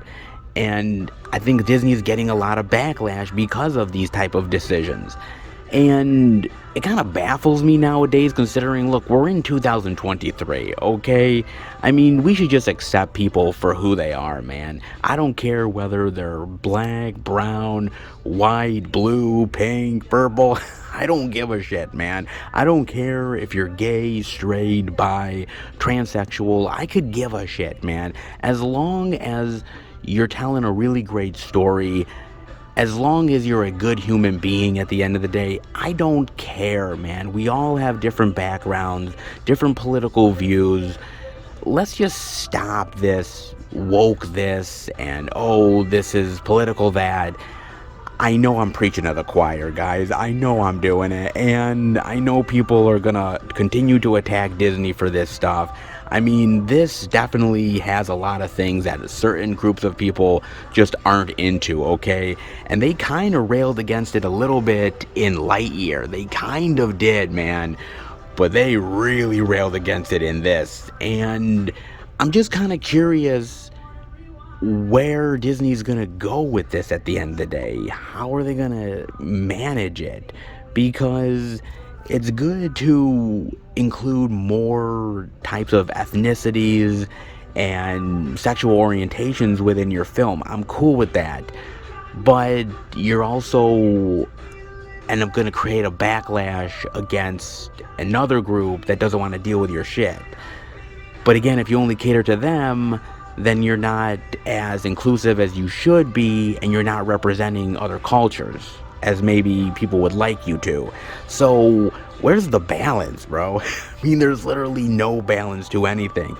You're literally shit out of luck. You either cater to one group or the next, but catering to both is not an easy thing to do, and it's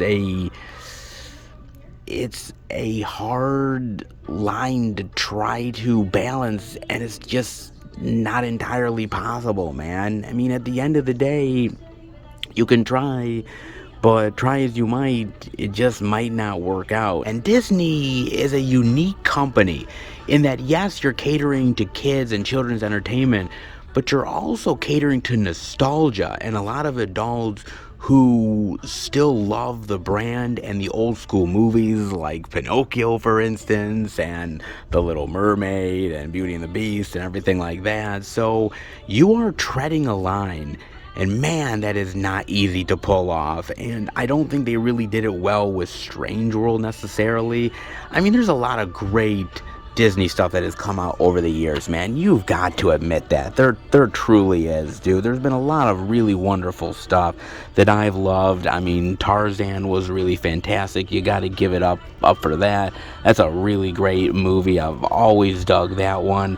Of course, you can go back and say that there's other really great movies out there that are just as entertaining. I mean, you look at something like Up, which has become iconic.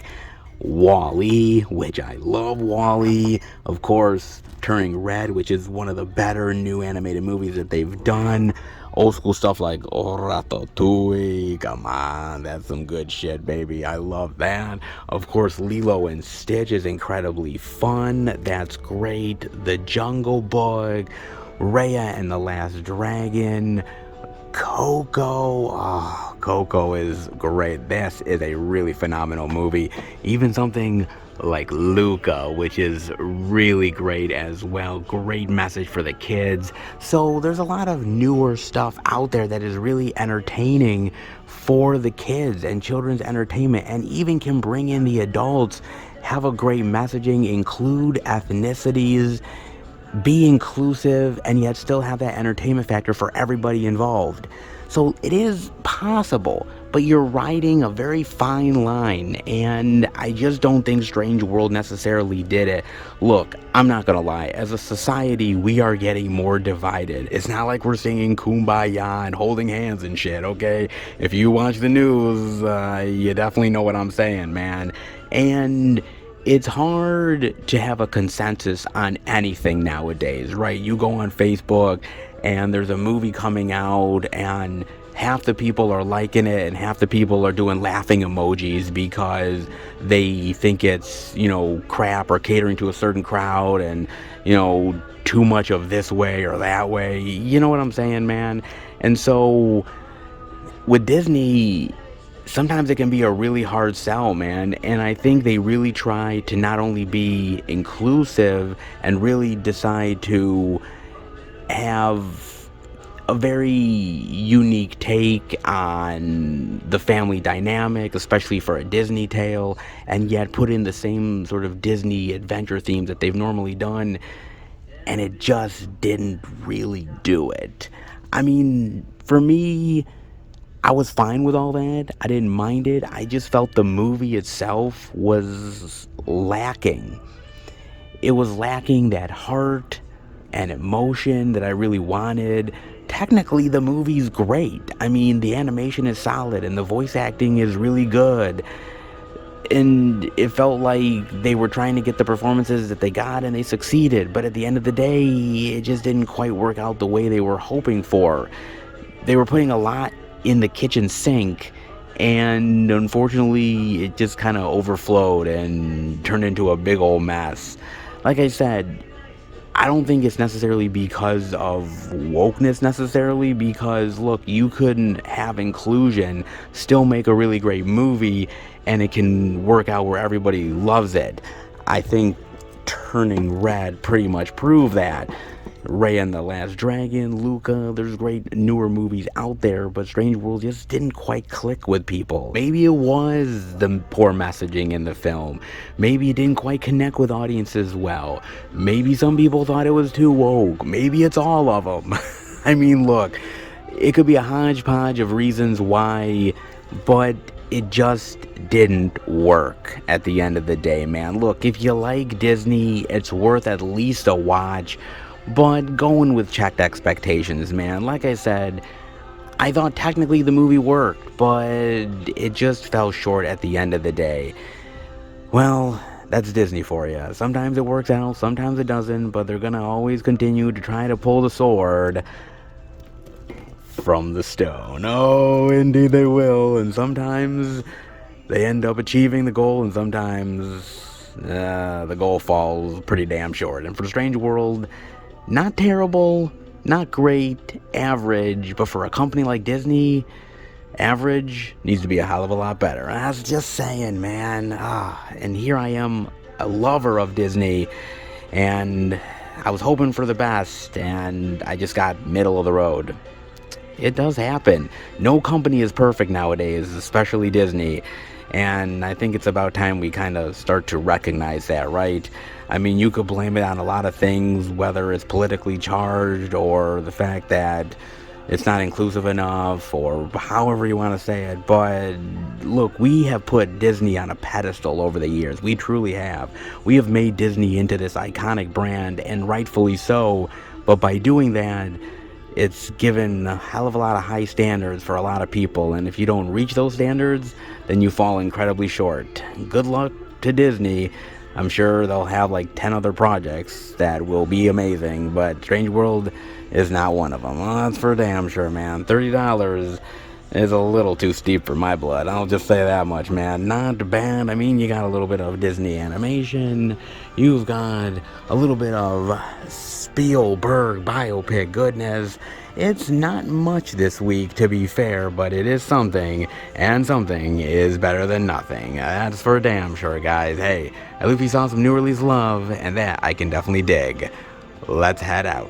Not the biggest, not the best, but it gets us by. Hey, I'll take it.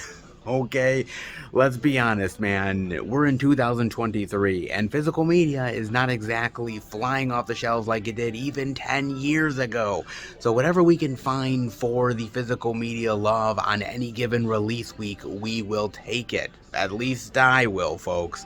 Alright, yeah, it's only 2 titles. It could have been a hell of a lot more, but sometimes Barnes & Nobles really delivers in a big bad way, and other times they just settle for good enough. And this week is good enough, and I guess it's fine with me too. Hey, at least we saw something, and Lord knows at times that isn't always easy, so I'll take what I can get. And look, as far as Barnes & Nobles is concerned, I think they give a little bit of a pass, because look at all the physical media goodness that they have here, man. They have more than most retail stores combined. So, you know what?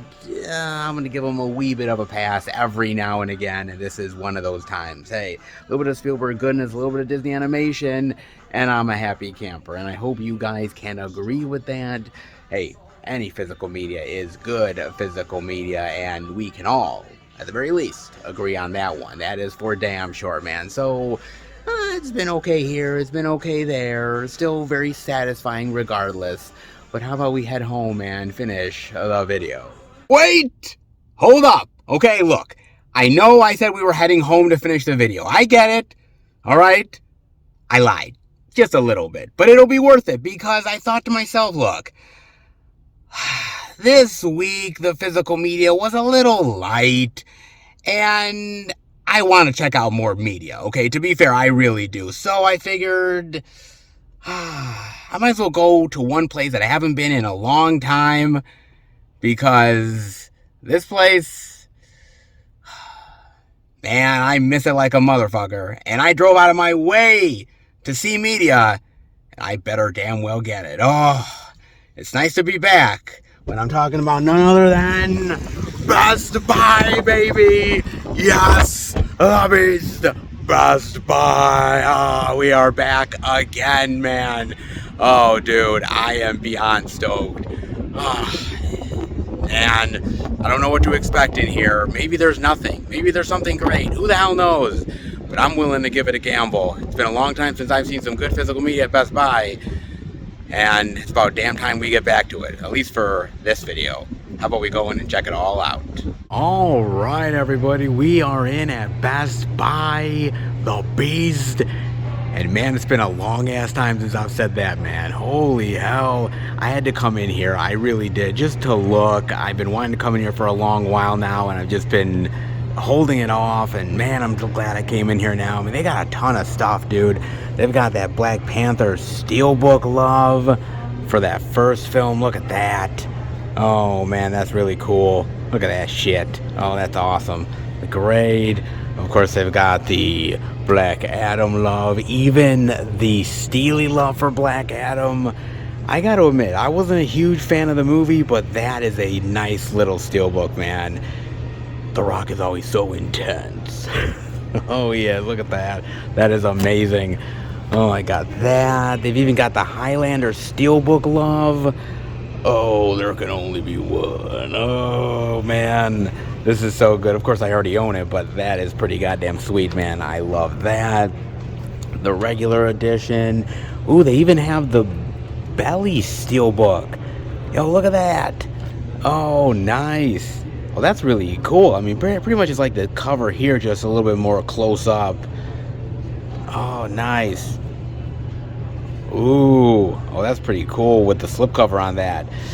Man, if you're a fan of this movie, that slipcover is pretty sweet, man. For 22 bucks, that's actually pretty good. They've got that. Hell, they've even got Warm Bodies. Oh, the Best Buy Steelbook. Man, it's the first time I'm seeing this. Oh, this is so cool.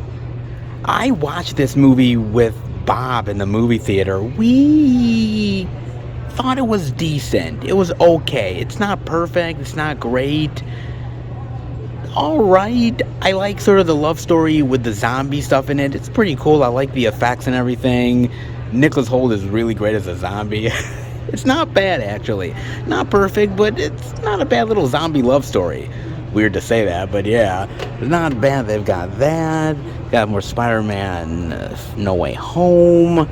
The Reservoir Dogs 4K. Oh, they've even got the Reservoir Dogs Best Buy Steely Love 2. Look at that. Oh, man. With, like, the severed ear. That's not a bad one. You know, when I remember looking at the artwork, I didn't really like it, but now seeing it in person, it's not half bad, actually. It's actually pretty sweet. I still have that old edition where it was like the gas can, the DVD edition, which I really love, but this is pretty sweet, man. Oh, that's pretty nice. I like that. Of course, they have some of the Star Trek 4Ks, The Search for Spock, which I love that movie. That's so good. That one. Of course, it's not as good as Wrath of Khan, but it's still pretty good, man. I like that. Of course, they got Nope. Oh, man, this one is great. The Voyage Home, one of my favorite Star Trek movies of all time. Oh, I love that one. Oh, and The Undiscovered Country. Actually, to be fair with you, I think The Undiscovered Country is probably one of my ultimate Star Trek favorite ones ever. I love the story and the Klingons and Kirk being in prison. I love that shit, dude. So good. That's great. Of course, they even have the Inglourious Basterds Best Buy Steely as well. I haven't seen this in a long time, man. I own it, but seeing that back in stock is pretty nice. They got that, of course, Jurassic World, Ghost in the Shell, ooh, the Steely Love, and they even have 310 to Yuma as well, which I own. Love that movie. One of the best modern day westerns ever. Oh, that's so cool. Look at that. Damn, man, they've got some really great stuff. Oh, and it's just beginning. Oh, indeed it is, because more new release love like They Live. Oh, the steelbook goodness. Look at this. This is sweet. Look at that. Oh, man, this is one of my favorite Carpenters of all time. That is pretty goddamn tempting, dude. Holy shit, man. You know, to start collecting the whole Scream Factory steelbooks, man, I don't know if I want to get into it, but there's certain ones that, man, really intrigue me, and They Live is one of them. Look at that art, dude. That art is fantastic. Oh, it truly is. How they even got the Terrifier 2 4K exclusive here at Best Buy, man. Look at that artwork. Oh, that's so good. Man, I love Terrifier 2, man. I love Art the Clown. Oh, one of the best new horror icons of all time. I love that. That's fantastic. Of course, Halloween Ends. How they've even got the Friday the 13th final chapter Steely. They've got the Batman Best Buy Steelbook, which I think this is like the second version, isn't it? Because there was another Best Buy exclusive edition Steelbook style that I got, which is different than this. It's more of like sort of the question mark with like the silhouette of Batman. This is different, actually. I like the first edition. This one's not bad with him in the rain, looking all badass and shit. But I like the other edition. But this is pretty cool, though. They've got that. The Limey Steelbook, which looks really nice. Look at that. Oh, that's cool. Then, of course, The Godfathers. Smile. Ooh, the 4K of Planes, Trains, and Automobiles. Nice. I own the Blu-ray Steelbook. I've heard the 4K is a little bit better, but not that much. It's still very waxy.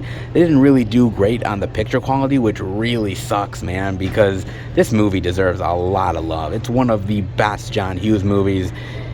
ever. It's so good, man. God, I love that. Hell, they even got the 4K Wayne's World love as well with the Steely. Nice. Even the 30th anniversary regular 4K. The Thor Love and Thunder one. Oh, man. Lord knows. It ain't top MCU. It's more of the bottom of the barrel, but hey, it's something, all right. Oh, yeah. Not bad. Bullet Train. Hell, they've even got the Lightyear steelbook as well. Look at that. Oh, that's cool. Oh, man. Ooh, that's nice. Didn't really love the movie, but that's a pretty nice steelbook, not gonna lie. You got Elvis and Minions and Strange World, and oh, you even have the Steely Strange World Love. Oh, nice. That's actually a really great looking steelbook, man. I actually really do like this cover, but this is even better, man. I just wish the movie was ultimately better. Disney has such a high standard for their animated movies, and they've had some great ones as of late, man. Like I said, like Coco and Turning Red and Canto and so many other ones that they've done as of late. And Strange World kind of feels like a step down, a lesser one. It's still not bad, but not up to Disney standards, unfortunately. But so good, man. Damn, that is awesome. Look at all the love here. This is pretty goddamn sweet, man. And I'm hoping we're gonna be finding more. Oh, and indeed we are. Oh, of course we are, man. A little bit of an end cap here with some really nice movies, like a little bit of Eminem love with 8 Mile, not bad. $15. Hell, they even got Arrow goodness with American Werewolf in London. Ooh, I'm liking that, dude. This is one of the best werewolf films of all the time. I've actually gotten to meet David Naughton at a convention, one of the nicest guys of all time, and he loved talking about this movie, man. And still, one of the best werewolf transformations ever. Dare you to disagree with me, man. Dare you. Oh, they've even got more Scream Factory love with the collector's edition of Army of Darkness. Ooh, man, I love Army of Darkness, man. One of my favorite Raimi flicks of all time. It's just crazy, batshit insanity, Bruce Campbell, and I love the shit out of that. 4K love, not bad. Oh, God, what a piece of shit. Jeez, I forgot that Best Buy had like the exclusive 4K edition of this movie. Oh, man, what a piece of crap. This movie is terrible, dude. Oof. You didn't hear my thoughts on that in a previous video, go back and check it out, because boy, I ripped this movie a new asshole, man. Deservedly so. Pete Davidson can kiss my ass. And they've got the Criterion love with the 4K of Blowout, Deadpool, Bullet Train, Dumbledore. Ooh, even more Arrow goodness with Flatliners, the original Flatliners, man. Yes, Kevin Bacon, Julia Roberts. So good. God damn, I love that, man. They did the remake, and the remake was crap. So horrible, but the original, still king, I'm telling you, really good. Ghostbusters Afterlife, Hitman, The Wife's Bodyguard. I heard they're doing a third film, man. And, I mean, I love the first film. Second film I wasn't a huge fan of. And if they do a third one, I'll be there, but I'm not really looking forward to the damn thing. I mean, they got that. They've also end up over on this side. They've got, some 4K Lost Boys love. I still don't like that cover, man. I think that is so bad. Dude, they could have done so much better with that. Lost Boys is so iconic, and they do this? That cover is crap. I mean, they got more Criterion 4K with Malcolm X. Such an amazing movie. Moana, Moonfall. Ooh, Night of the Living Dead. Still one of the best zombie movies of all time. It's Romero. Of course it's great. Come on, man. Okay, early zombie Romero, great. Later zombie Romero, touch and go, but that's still fantastic. Yeah, Nope, Northman, Pirates of the Caribbean, Aurea, Power of the Dog 4K, Star Wars, a little bit Nicolas Cage love, Venom. Oh, so sweet, man. So awesome. More movie love, and hopefully even more to come. Ask and you shall receive. Oh, yes. Look at this. Oh, more movie goodness, movie love. Ooh, let's dive in, baby. I'm excited. I'm like a kid in a candy store. Oh, the Strange World Steely. Oh, Loaded. Oh man, this is a great Vestron release, dude. And for $12, it's a goddamn steal, man. Corbin Burnson horror craziness, you gotta get that. Ooh, they have the Scream Factory 4K, a freaky nice. I love this movie. One of the better horror comedies to come out in recent years. I love that one. Oh Jesus fucking H Christ. Man, don't get me started on that piece of shit. Violent Night, Hill, Menu. Ooh, Emily the Criminal, Bunch of Insurance. Still a great goddamn movie, man. Well worth picking up. They've got, the 4K of Pray for the Devil. I just prayed for a better movie. Yeah, I did. One of the lesser exorcism movies for damn sure. Poker Face, Walking Dead. Ooh, Ouija, the 4K, Scream Factory Love. I'm gonna be honest, man. This movie kind of sucks. I mean, it really does, dude. I actually like the sequel more than I do this film. It's not really all that good. Very predictable, kind of mundane. It could have been way better, man. I don't know why Scream Factory released this, but, I mean, modern day horror, somebody's gonna buy it. Not me, though. But it is what it is. Got that. They've got, another really great Vestron release, Silent Night, Deadly Night Collection, man. This is the weirdest horror franchise. Well, one of the weirdest. I mean, it starts out with a guy dressed up as a Santa killing people, and then it just gets weirder every single movie, man. At some point, it's not even about the killer Santa at this point. It's just weird toys coming to life. It's just fucking odd, man. Man, but I love it. Weird, ridiculous, but totally up my jam. And $12 for 3 movies, man. That's a goddamn steal. It's great. That, adaptation. Oh, I love this movie with Nicolas Cage, man. Not really crazy, wild Nicolas Cage, but quirky Nicolas Cage. I really do like this one, man. And Charlie Kaufman, fantastic screenplay. Spike Jonze, amazing direction. Really solid one, actually. 4K Love, not bad on that. Ooh, hell, they even have R.I.P.D. Oh, man. I need R.I.P.D. in my collection. If you remember, I bought R.I.P.D. 2, and I'm sure some of you are probably thinking, why the hell did I buy that? But hey, I like the shit, all right? But I need the first one in my collection. Ooh, and if they have it here, that might be worth a pickup, man. I mean, $17, that's a goddamn steal. Who are you gonna call? Well, if you can't call the Ghostbusters, apparently you're calling their ass. Oh, indeed. Hell, they even have the 4K Love of Amsterdam. Huh, nice. I mean, it was kind of a clusterfuck of a movie, but it was kind of entertaining at points, I guess. It is what it is. That Top Gun, 1,000 Years of Longing, Pearl. I mean, they have all that stuff. Ooh, they even have the original Ip Man with Donnie Yen. Ah, nice. The 4K Love. If you have never seen Ip Man, you have got to buy it because it's so fucking good, man. Oh, the action is great. I love Donnie Yen as the Ip. So good. I have all 4 movies on 4K already in a really great box set. But, man, that's because I love them so much. But if you've never experienced it, 4K Love for Donnie Yen ain't bad, man. Hell, they even have War Games. War Games is sweet. I love this. Oh, man. That is a great movie, dude. 80s classic. Matthew Broderick. Sci-fi goodness. Love that. The Batman, of course. More Thor, Love, and Thunder, of course. The Dune stuff as well. You know what? I'm gonna be honest, man. I've been trying to find the steelbook to Dune, and it's now out of print and goes for big money, and I'm like, maybe hoping for a reprint in the future, but doubt that'll ever happen. Well, here's the hoping. I mean, they've got the Wall-E 4K. They've got, even 4K Rollerball, original Rollerball, man. That's great with good man, Norman Jewison directed. So good, man. James Caan. Fantastic. This is a great sci-fi classic, man.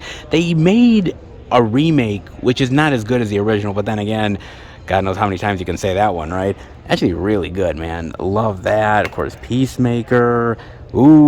Discovery, Season 4, Steely Goodness. Not bad. A little bit of Baron Munchausen. Terry Gilliam, come on, classic, man. Love that they have the Criterion stuff here.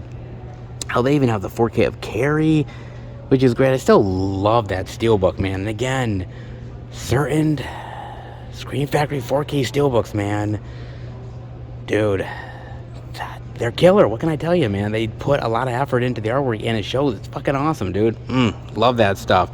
Then, of course, they have the 4K of Wrath of Man, which is a really phenomenal, great movie. Not only great Guy Ritchie movie, but great Jason Statham movie. I have the Blu-ray. Don't know if I really need the 4K necessarily for a movie like this, but if you've never seen it, though, great kick-ass movie, man. You gotta watch that. Mine Cage, Legion of Superheroes, Fabelmans, classic Spielberg love. And they have that. They also have the Disney 100 movies. They even have one of the steelbooks. Oh, wow, for Encanto. Look at that. Ooh, that's nice. Look at that. On the inside. Oh, that's pretty sweet, man. I don't know, though, because the artwork's kind of simple. It's not really stand out. It doesn't really, like, wow you. Because if you look at a steelbook like, I mean, go into something like Carrie, for instance. I mean, that really stands out to you in a big, bad way, man. This doesn't really wow me. I mean, it's kind of cool with the Disney 100 look, but I don't know. They could have done a better job. It seems a little simple to me. But if you're a Disney fan, Disney collector, yeah, you might have to pick it up, man. They got that. Incredibles 2, Doctor Strange and Multiverse of Madness. I mean, more Black Adam. Got one of my favorites, Dirty Dancing. Love the 4K. Hell, they even got the 4K of DC League of Super Pets. I'm loving the different artwork on that. That is sweet. Of course, the 4K of the Godfather trilogy for $61. But again, 3 great fucking movies, man. Tons of special features.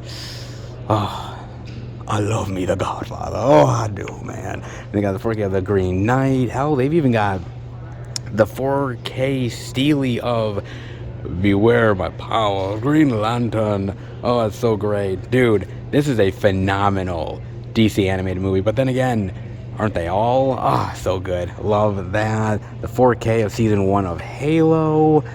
Oh, they even have the Chucky Child's Play 4K goodness. They've got that. Right here. Ooh, the Mandy Steelbook, which I already own, but I love this movie. Now, this is some crazy wild Nicolas Cage, man. This is some good shit. Oh, that's great. That.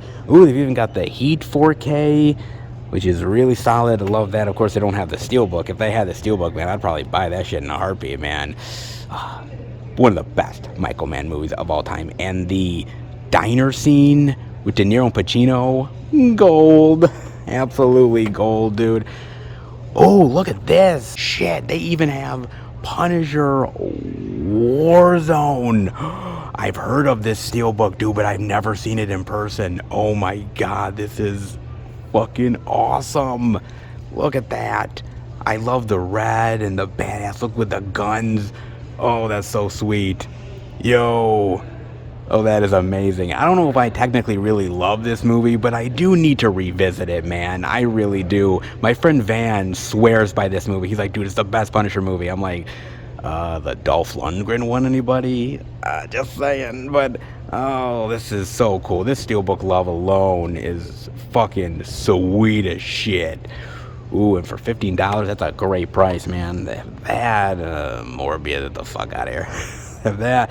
They have the 4K Steelbook of the Tax Collector, which I wasn't really a big fan of this movie. It was okay, but Shia LaBeouf trying to play a Mexican, a little cringy. Look at that. I mean, they even got a little bit of limited edition Blu-ray Steelbook of the Texas Chainsaw Massacre, which, I'm gonna be honest, man, I mean, it's a great price for like $15, but there's like multiple editions coming out on 4K. Like Second Sight is doing one, and Dark Sky Films is doing like a steelbook goodness, and there's like so many editions and releases that are coming out, man. It seems like every so often the Texas Chainsaw Massacre gets more release love over time.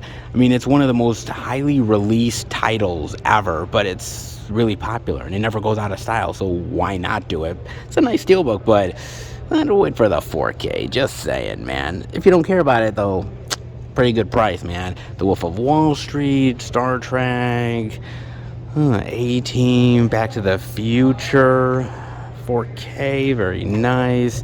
Oh, The Flash, oh my god. What a blast from the past this fucking show was. Wow.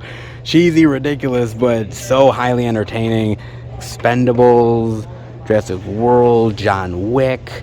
Oh man, I cannot wait for the next John Wick movie, dude. Seriously, I'm jonesing for that shit. It's like crack at this point. I need it in my life. The first 3 movies are amazing. Can't wait for the next one.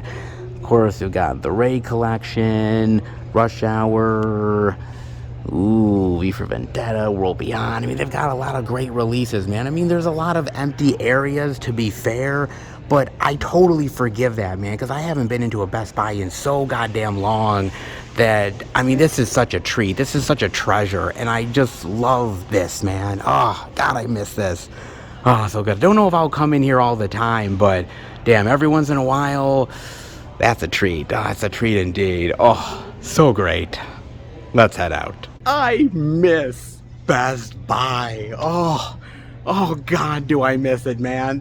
It was a pleasure. This was a treasure. This was a treat.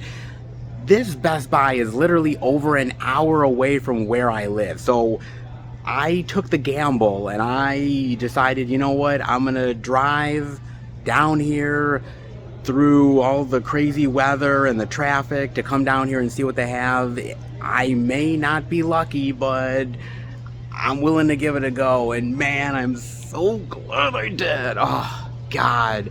You know, the Best Buy up near me is no longer carrying physical media. They're just not doing it anymore, and very few Best Buys are doing that. Best Buy is slowly but surely getting rid of physical media completely, and it's such a goddamn shame, dude. I had so much fun times in Best Buy over the years. You guys know that, and coming back in here again is just a wave of nostalgia, yes, but just good old physical media geekdom that I love. And so seeing all the steelbook love, the Criterion, the Arrow, all the great 4Ks, man, I long for the good old days of Best Buy. I really do. And this was awesome, and so awesome indeed. Oh man, yes, to get the old school Best Buy feel, I do need to come in here every once in a while, and maybe I will.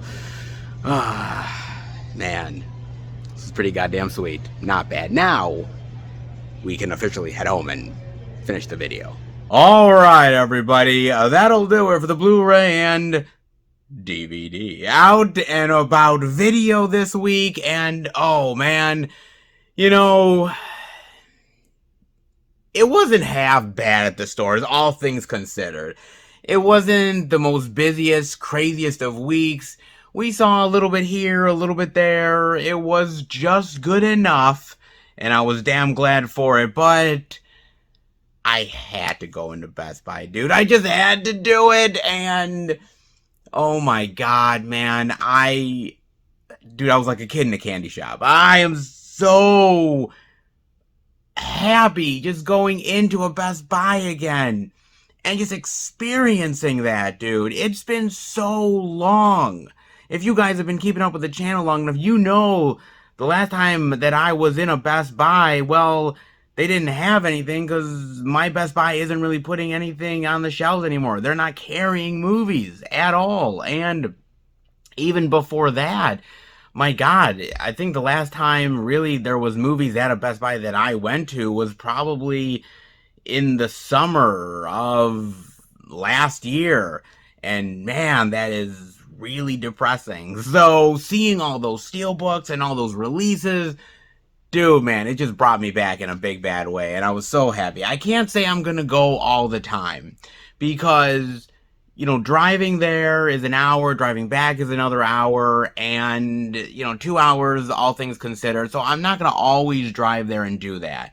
It's just the reality of the situation, guys. But every now and again, ooh, that's rather tempting, man. And yeah, they didn't have a lot of the new release love. They had a lot of Strange World, but like one copy of the Fabelmans and like nothing else.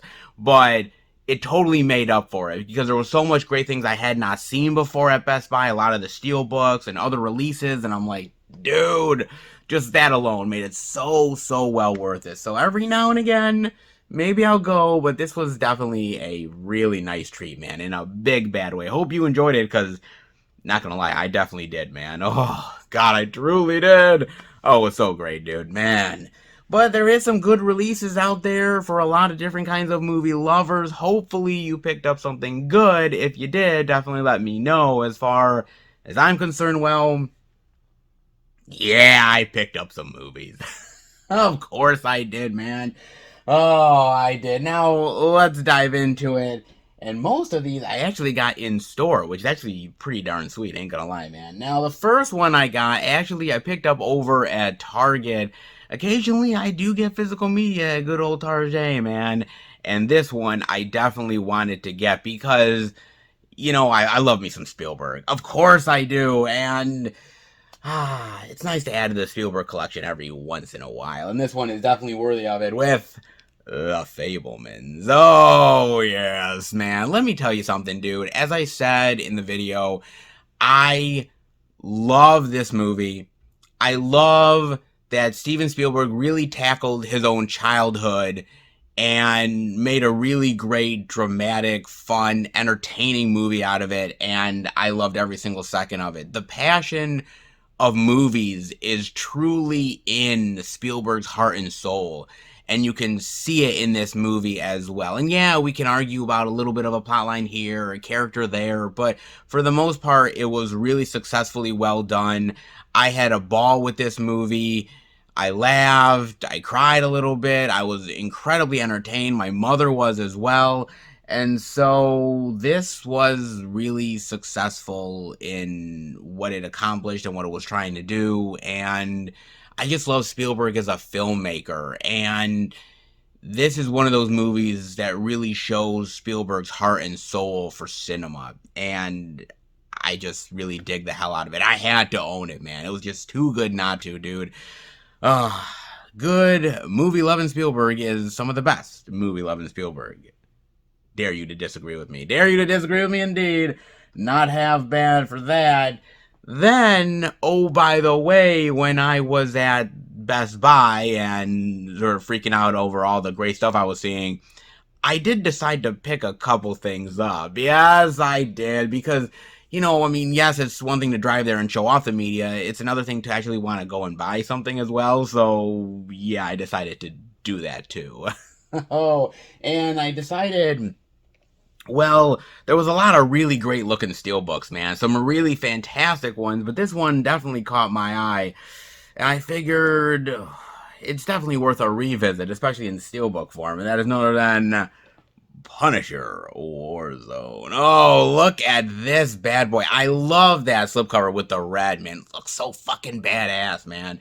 And then you open it up like this. Oh, look at that. Oh, that's so cool. That is awesome. On the back is even fucking cooler. Oh, that's so awesome, dude. Oh, it's so great. That is some pretty kick-ass shit. Look at that. Fucking awesome, man. You know, I'm gonna be honest. The first time I watched this movie, I was lukewarm on it. I thought it was good, but I didn't think it was great. And I do need to revisit this.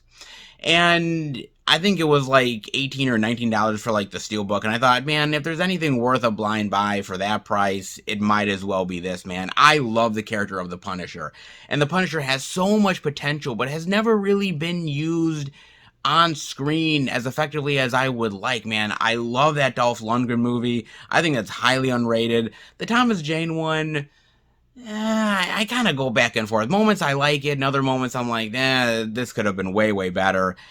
I gotta admit, though, what they did with the Punisher show was pretty goddamn cool, dude. And if they can translate that onto film, that would be even cooler. But I think this was the closest to the film one I think we'll probably get for the time being. I liked it. I thought it was good. I enjoyed it. But I definitely want to solidify that with a rewatch. I really do. And if I don't like it, well, I'll probably give it to my friend Van, because, dude, he loves this movie. I mean, this is his favorite Punisher one of all time. And so, if I like it, I keep it. If not, I give it to Van as a nice little gift. And, Who doesn't like a little Punisher in their lives? I mean, come on, man. The Steely love is really great, and I just couldn't resist, man. Revisiting Punisher, that'll be worth my time. Oh, indeed it will, man. Not bad indeed. But when I was there, I had to get something else because, yeah, the Punisher Steelbook love is one thing, but this is one I've been wanting for a little while, and when they had that one copy, I think I definitely had to grab it because if you're not calling the Ghostbusters, you're calling the RIPD. Oh, yes. Oh, yeah, baby. The 4K love of the Rest in Peace department, man. Jeff Bridges, Ryan Reynolds. Man, let me tell you something. I watched this in the movie theater with Bob, and we had such a fun time with this movie. We thought it was hilarious. We thought it was action-packed. We loved the effects, and we loved the characters, and the humor, and the camaraderie, and you know, Ryan Reynolds' shtick. I mean, come on, man. So we really dug it, but not a lot of people actually agreed with us. And this movie flopped. It flopped hard, man. And so I think they were trying to go for another franchise, like do multiple movies, which would have been cool, but yeah, they weren't really having it. So it was kind of one and done, which was a shame. And then I was like, oh my God, they made an RIPD 2, and I watched it, and I'm like, dude, I love that movie, and I had to pick it up. I know it's not everyone's cup of tea, but it was mine. But I'm like, wait a minute, if I have RIPD 2, I kind of need RIPD, and I realized that there is a 4K that was coming out, but it was not at the stores at all, and I'm like thinking, okay, well, I guess I could order through Amazon, but, well, we all know Amazon and their packaging situation, man. Let me tell you something. If your stuff doesn't come damaged, be very, very lucky. So I was like, ah, man, can I find it someplace? And then when I saw the copy at Best Buy, I'm like, dude, I've got to grab this. I don't know if anyone else is interested in it, but I sure as shit am. So now I officially, along with RIPD 2, I got the original, baby. Oh, very nice, man. I just love the movie. I think it's ridiculous, it's over the top, it's cheeseball, but that's kind of my jam, dude. Not everybody's, but it's one that's a little bit misaligned. Underrated? Perhaps. Most people will never give it a second shot, but for this man, I definitely need it in the collection. Oh, not bad, baby. Not bad indeed. A little bit of RIPD CGI weirdness. I'll take it. Why not, man? Oh, why not indeed? Definitely completing that RIPD collection. Not bad. But I got one more thing. Now, this actually was a surprise to me. I was not expecting to pick this thing up, but I was on Amazon, right? And I was looking for a specific Nicole Kidman movie that I wanted on Blu-ray for a long time. And what Amazon does is when you're looking for something, specific actors or movies, they give you recommendations for other things. And one of these came up as a recommendation, and I was shocked. I was literally blown away because I was thinking to myself, wait a minute, hold on a second. They came out with this? Wait a minute, there was an edition of this? How did I not know that there was an edition of this movie that came out? Man, this totally flew by me, man. And so I had to pay a little bit of a price for this, but it came in really great condition and well worth adding to the Severin collection. Oh, yes. And that is none other than BMX Bandits. Oh, look at this, man. Oh, dude, Nicole Kidman in a old school BMX movie. Oh, it was too good not to pick up, baby. Oh my God, dude.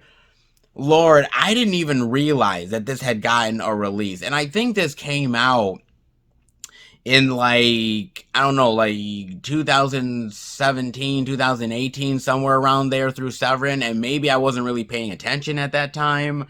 But dude, this totally went over my head, man. And now it's out of print. Like, seriously, you cannot get this on Severin's website at all. This is officially out of print title. And so I paid $40 for this, which seems a little bit high, but if you really think about it, not that much higher than what it normally probably would have been, all things considered. So I got a great out of print title for a really decent price. I was pretty happy, all things considered, man. And I gotta admit, I haven't seen this thing in ages, man. I had always heard about this movie, and in my childhood, I watched this movie. It's one of those ones where, like, if you watch Rad, then there's other recommendations for other movies, right? Well, if you like Rad, then dude, you gotta watch this movie. And BMX, dude, back in the day was a huge thing. I don't even know if it really still is anymore. Maybe I don't keep up with, those type of things anymore, guys. But it was a big thing back in the day. Movies like Rad really brought it into prominence, but also movies like BMX Bandits, dude. It was one of those really great movies from Australia that was kind of one of those underground, really great, sort of cool little gems back in the day, dude. And I loved it. That one time that I watched it so long ago, it really was kind of cool and awesome, and I really loved it, and I thought Nicole Kidman was gorgeous, and of course I fell in love with Nicole Kidman. I mean, who wouldn't? But it was really entertaining, fun, yeah, kitschy, ridiculous, cheeseball, yeah, sure, but come on, it's the 80s. Yeah, give us a break, folks. All right, you had to be there. But it was really just great, and man, I haven't revisited this in, man, well over 20 years, if not 30 years, and so I definitely have to give this a revisit. I have to give this a watch, but when it came up in the recommendations, I was floored. I was blown away. I didn't even realize this ever got a release, and let me tell you something, sometimes as a collector, these releases, they pass us by. You think you own everything you want. You think that everything has come out that you've picked up, but no, not necessarily. Sometimes you get a little bit of surprise every now and again, and BMX Bandits is one of them. Oh, dude, this is awesome. This is great. Oh, great to have it now in the collection. This is going to be cherished, man. A little double feature night with Rad and BMX Bandits. I think I'm going to have that one. Oh, you bet your ass, man. A little bit more Nicole Kidman love to add to the collection. Not half bad. Not half bad indeed, man. I think I did my due diligence this week. Little 4K love, Spielberg goodness, Steelbook appreciation, and Nicole Kidman love. Oh, yeah. I did pretty damn well. And before I let you guys go, oh, I gotta talk about this one. Now, sometimes it takes a while for people to come around to others' way of thinking. And when it comes to physical media, sometimes people are a little bit late to the party. But, well, at least they come around, and that's the important part. From Slate, Future Tense Newsletter. My husband was right about DVDs all along. Oh, you don't say. Let's dive in, shall we? In 2021, I went on a purge. It wasn't a high-minded, Marie Kondoing, not a single joy was sparked. I just wanted less stuff. My husband Chris and I were about to move, and my goal was to call as much as possible. I didn't want to pack something, move it 200 miles, unpack it, and then never touch it again until our next move. So I went through books, clothing, kitchen gear, tchotchkes, you name it. But Chris would not let me near the hundreds of DVDs and Blu-rays we've accumulated. We almost never use them, thanks to Netflix and Hulu and HBO Max and Amazon Prime and Peacock and Showtime and AMC Plus and Apple TV Plus and PBS Passport. Crazy enough, that's actually a thing. Okay. What if streaming goes away, he would say, as I pleaded to donate some, not all of them. It's never going to go away, I'd say. Maybe they won't have as many options, but we can always rent a movie digitally if you really want to watch it. He refused, and every time HBO Max yanks another movie or TV show I love from the platform, a thought nags at me, Chris was right. It's about damn time you learned it. Oh, it really is, dude. My beloved Beforeigners, a deeply weird and delightful show in which suddenly people from the Stone Age, Viking era, and 19th century begin appearing around the world, is gone. So are Summer Camp Island and Lockdown. So are a whole lot of things I might have enjoyed but never even heard about. Some are now available elsewhere. I could buy or rent digital copies of The Foreigners on Amazon Prime. Stars, it seems, will pick up Minx, which I adored as well. I like to rewatch my favorite shows and movies, often as background noise while I do something else, and the idea that platforms are now removing even their original programming, which I had assumed was sacred, makes me worry about the future of other digital content too. So, I'm glad we hauled all of those DVDs and Blu-rays, even if I still think we could have removed some of them. I'm still very thankful. But I also wish that streamers would create Blu-rays of the original content. I should be able to purchase the complete BoJack Horseman on Blu-ray to hold on to it forever. What if something happens to Netflix, but I can only find seasons 1 and 2, and most streaming originals don't have any physical media for sale at all, which unfortunately is very true. I still don't actually use our DVDs and Blu-rays all that often, but every time I see them lining the shelves, I feel a bit of comfort, because when I do need them, they will be there. Oh, they will indeed. And it's about damn time you learned it too. Oh, yes indeed, man. Okay, look. This is a lesson that needs to be learned by practically everybody, man. I mean, you and I, we already know that. We already are embracing it. Clearly. So we know the value and importance of physical media, but there's a lot of people out there that unfortunately don't really understand it and don't even want to understand it. Don't even want to hear about the argument, man. Well, if it's digital, if it's in the cloud, then it's there. It'll always be there, right? Well, not necessarily.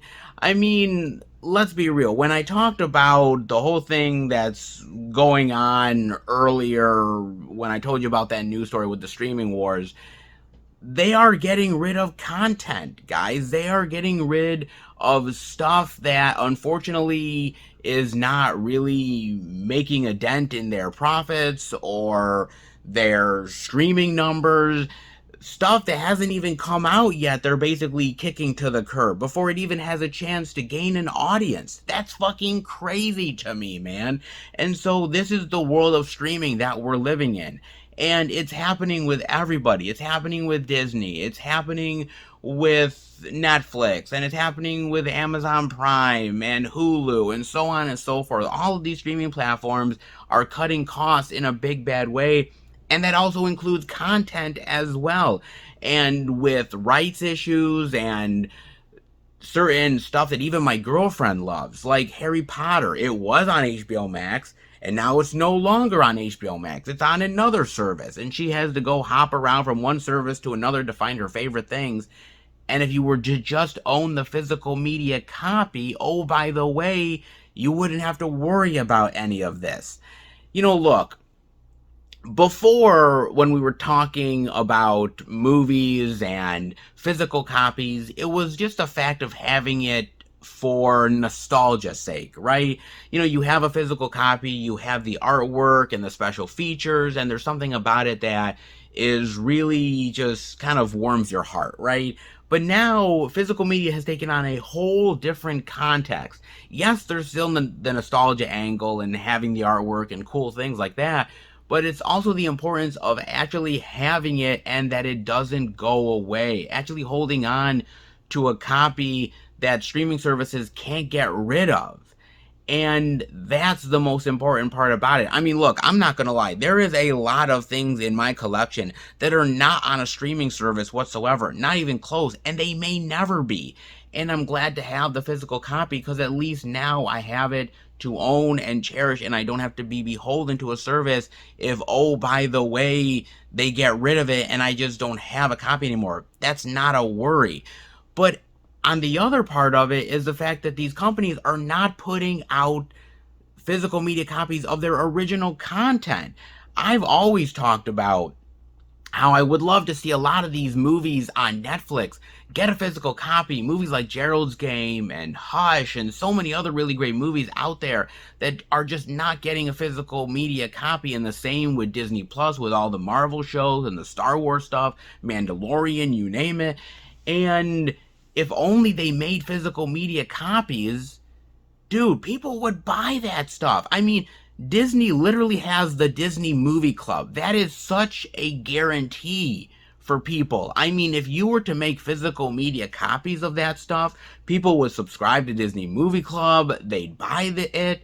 I mean, you could make exclusive physical media editions of those shows and movies and put them onto that service so that people can actually buy it, and you'd make money off of it. And what about Netflix? I mean, Netflix could create their own physical media department, and actually on Netflix.com, they could actually end up selling it as an exclusive and send it to people. That would be amazing. But these companies are not taking those opportunities. And the reason why they're not taking the opportunities, guys, is because they value your money to stay on their service. That's the biggest thing. It's money. It's ducats. It's your eyeballs. That's the thing, because they think to themselves, look, if we put out physical media copies of the Marvel shows or the Star Wars stuff that's come out, you will not stay subscribed to Disney Plus anymore. We're going to lose your subscription, so we're losing out on money in the end, and you're only going to buy that physical media copy one time, when in reality you could watch our shows on the digital platform countless times over and we'll still have your money. That's what it is. It's pure and simple greed at the end of the day, guys. That is what it's all about. And now you're seeing all of these companies, these sellers out there, I should say, who are making all of these bootleg editions of the Star Wars shows and the Marvel shows and the Netflix content. And look, I'm not a fan of buying bootlegs. I don't really like doing that. It's not something that I'm into, but I can't blame people for buying it. I can't blame people for buying those bootleg copies of those seasons, because quite frankly, guys, that's the only way you're gonna get it. And at this point, it's about the only way that it's gonna happen. You're not wrong in doing it, because that's really the only option that you have at this point, because these companies aren't giving you that option. And with the streaming wars going on, there's no telling who's gonna fall, who's gonna rise. I mean, Netflix is losing subscribers, but so is Disney Plus, and so is Hulu, and Amazon Prime, and there's just no telling what streaming service is going to close its doors, where the content is going to travel to next. There's just no telling what's happening anymore with streaming. It's such a gamble, and you can't stay subscribed to everything. You can't give your money to every person, because that becomes cable prices, and it's just insanity. And so you can't do that either. So you're stuck in a huge conundrum, man. And at the end of the day, physical media is at least a small way to kind of get out from under it, just a little bit, man. And look, there are so much really great stuff out there in the ether to buy, man. There's so much really great content to buy. You could go to thrift stores, you could go on Amazon.com, you could go to Best Buy or Target and Walmart and buy editions. You don't need the most fanciest editions out there in the world. You don't need the most best 4K copy. As long as you have an edition, whether it's DVD, Blu-ray, 4K, VHS, who cares, man? As long as you have a physical copy of it, then it is yours to cherish and hold, and you don't have to be beholden to these corporations that are just bleeding us dry and barely giving us anything in return. And that is really the toughest thing about it, man. I'm glad that this woman finally woke up to the reality. It's about damn time, but I'm hoping other people do the same. But I just don't feel that's gonna happen, guys. At the end of the day, look, people are lazy. They just are, man. And I'm just spitting out facts to you guys. They're lazy as hell. And at the end of the day, it's about convenience. You come home, you're tired. Oh my God, I gotta pick out a movie in the collection, and then I gotta actually put it in the disc and turn the disc player on and blah, blah, blah, and I can just sit on the couch. It's simple laziness nowadays, guys. And physical media is slowly but surely not on its way out necessarily, but it's not exactly thriving either. And especially when it comes to these retail stores, we're getting less and less and less physical media in these places, which will overall kill the momentum of physical media, because a lot of people who are not into physical media as much as you and I are, they're going to unfortunately be the ones that are losing out in the end. And a lot of these older people who maybe don't want to go on a website to buy their stuff usually buy the retail in-store stuff, and they're getting screwed over too. So at the end of the day, a lot of things are going to be lost and not much is going to be gained. And there's something that's getting lost in translation by not really cherishing physical media as much as we should, man. This is the conundrum of it all. This is the major issue.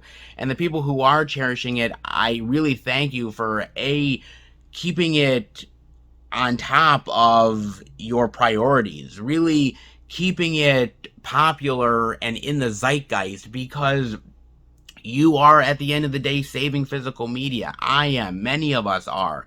And at the end of the day, we know that streaming is imperfect, and we know that having these movies and TV shows in our collection helps us at least escape the doldrums of the insanity that is streaming. And so, at the end of the day, I think you can have a best of both worlds, but you need to have the best of both of them in order to do it.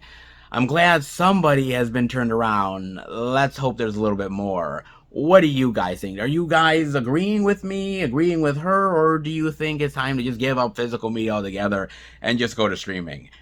I know what you're going to say, but I still want to hear it regardless. Definitely let me know, guys. But I hope you enjoyed the video. If you did, definitely give it the thumbs up. If you're new to the channel, welcome. Check out the other Blu-ray and DVD out and about videos that I do. Movie reviews, Blu-ray and DVD, 4K movie hunting that I do on occasion, live streams, and so much more. Older content and newer content that's slowly but surely coming your way as well. I thank you for your patience, your understanding. It's not easy doing these videos, but it's a passion of mine, and I'm glad you are on board the Film Fan 108 train and watching the adventures along the way. I truly appreciate it, man. Also, if you want to check me out on Instagram and Facebook, FilmFan108, if you want to keep up to date with everything I'm doing, plus special pictures and videos I do from time to time, definitely do that. And if you want to send the channel any movie-related goodness, it is not expected, but is definitely appreciated. Some really great stuff that I've gotten from you guys. I mean, the P.O. Box is in the description below. I mean, some amazing additions, and I'm just blown away by what you guys have given me, and it really is truly appreciated in a big bad way. You guys are awesome, and I love every single one of you for what you have sent. You didn't need to do it, but you've done it regardless, and I'm so thankful, man. So if you want to send the channel any movie-related goodness, care packages, physical media, posters, whatever, you can. The description is down below, but I guess that's it for the video. It's been a wild ride, and let's hope for another wild ride of physical media love yet again. I'll see you back in the next video. Take care, everybody, and remember, happy hunting.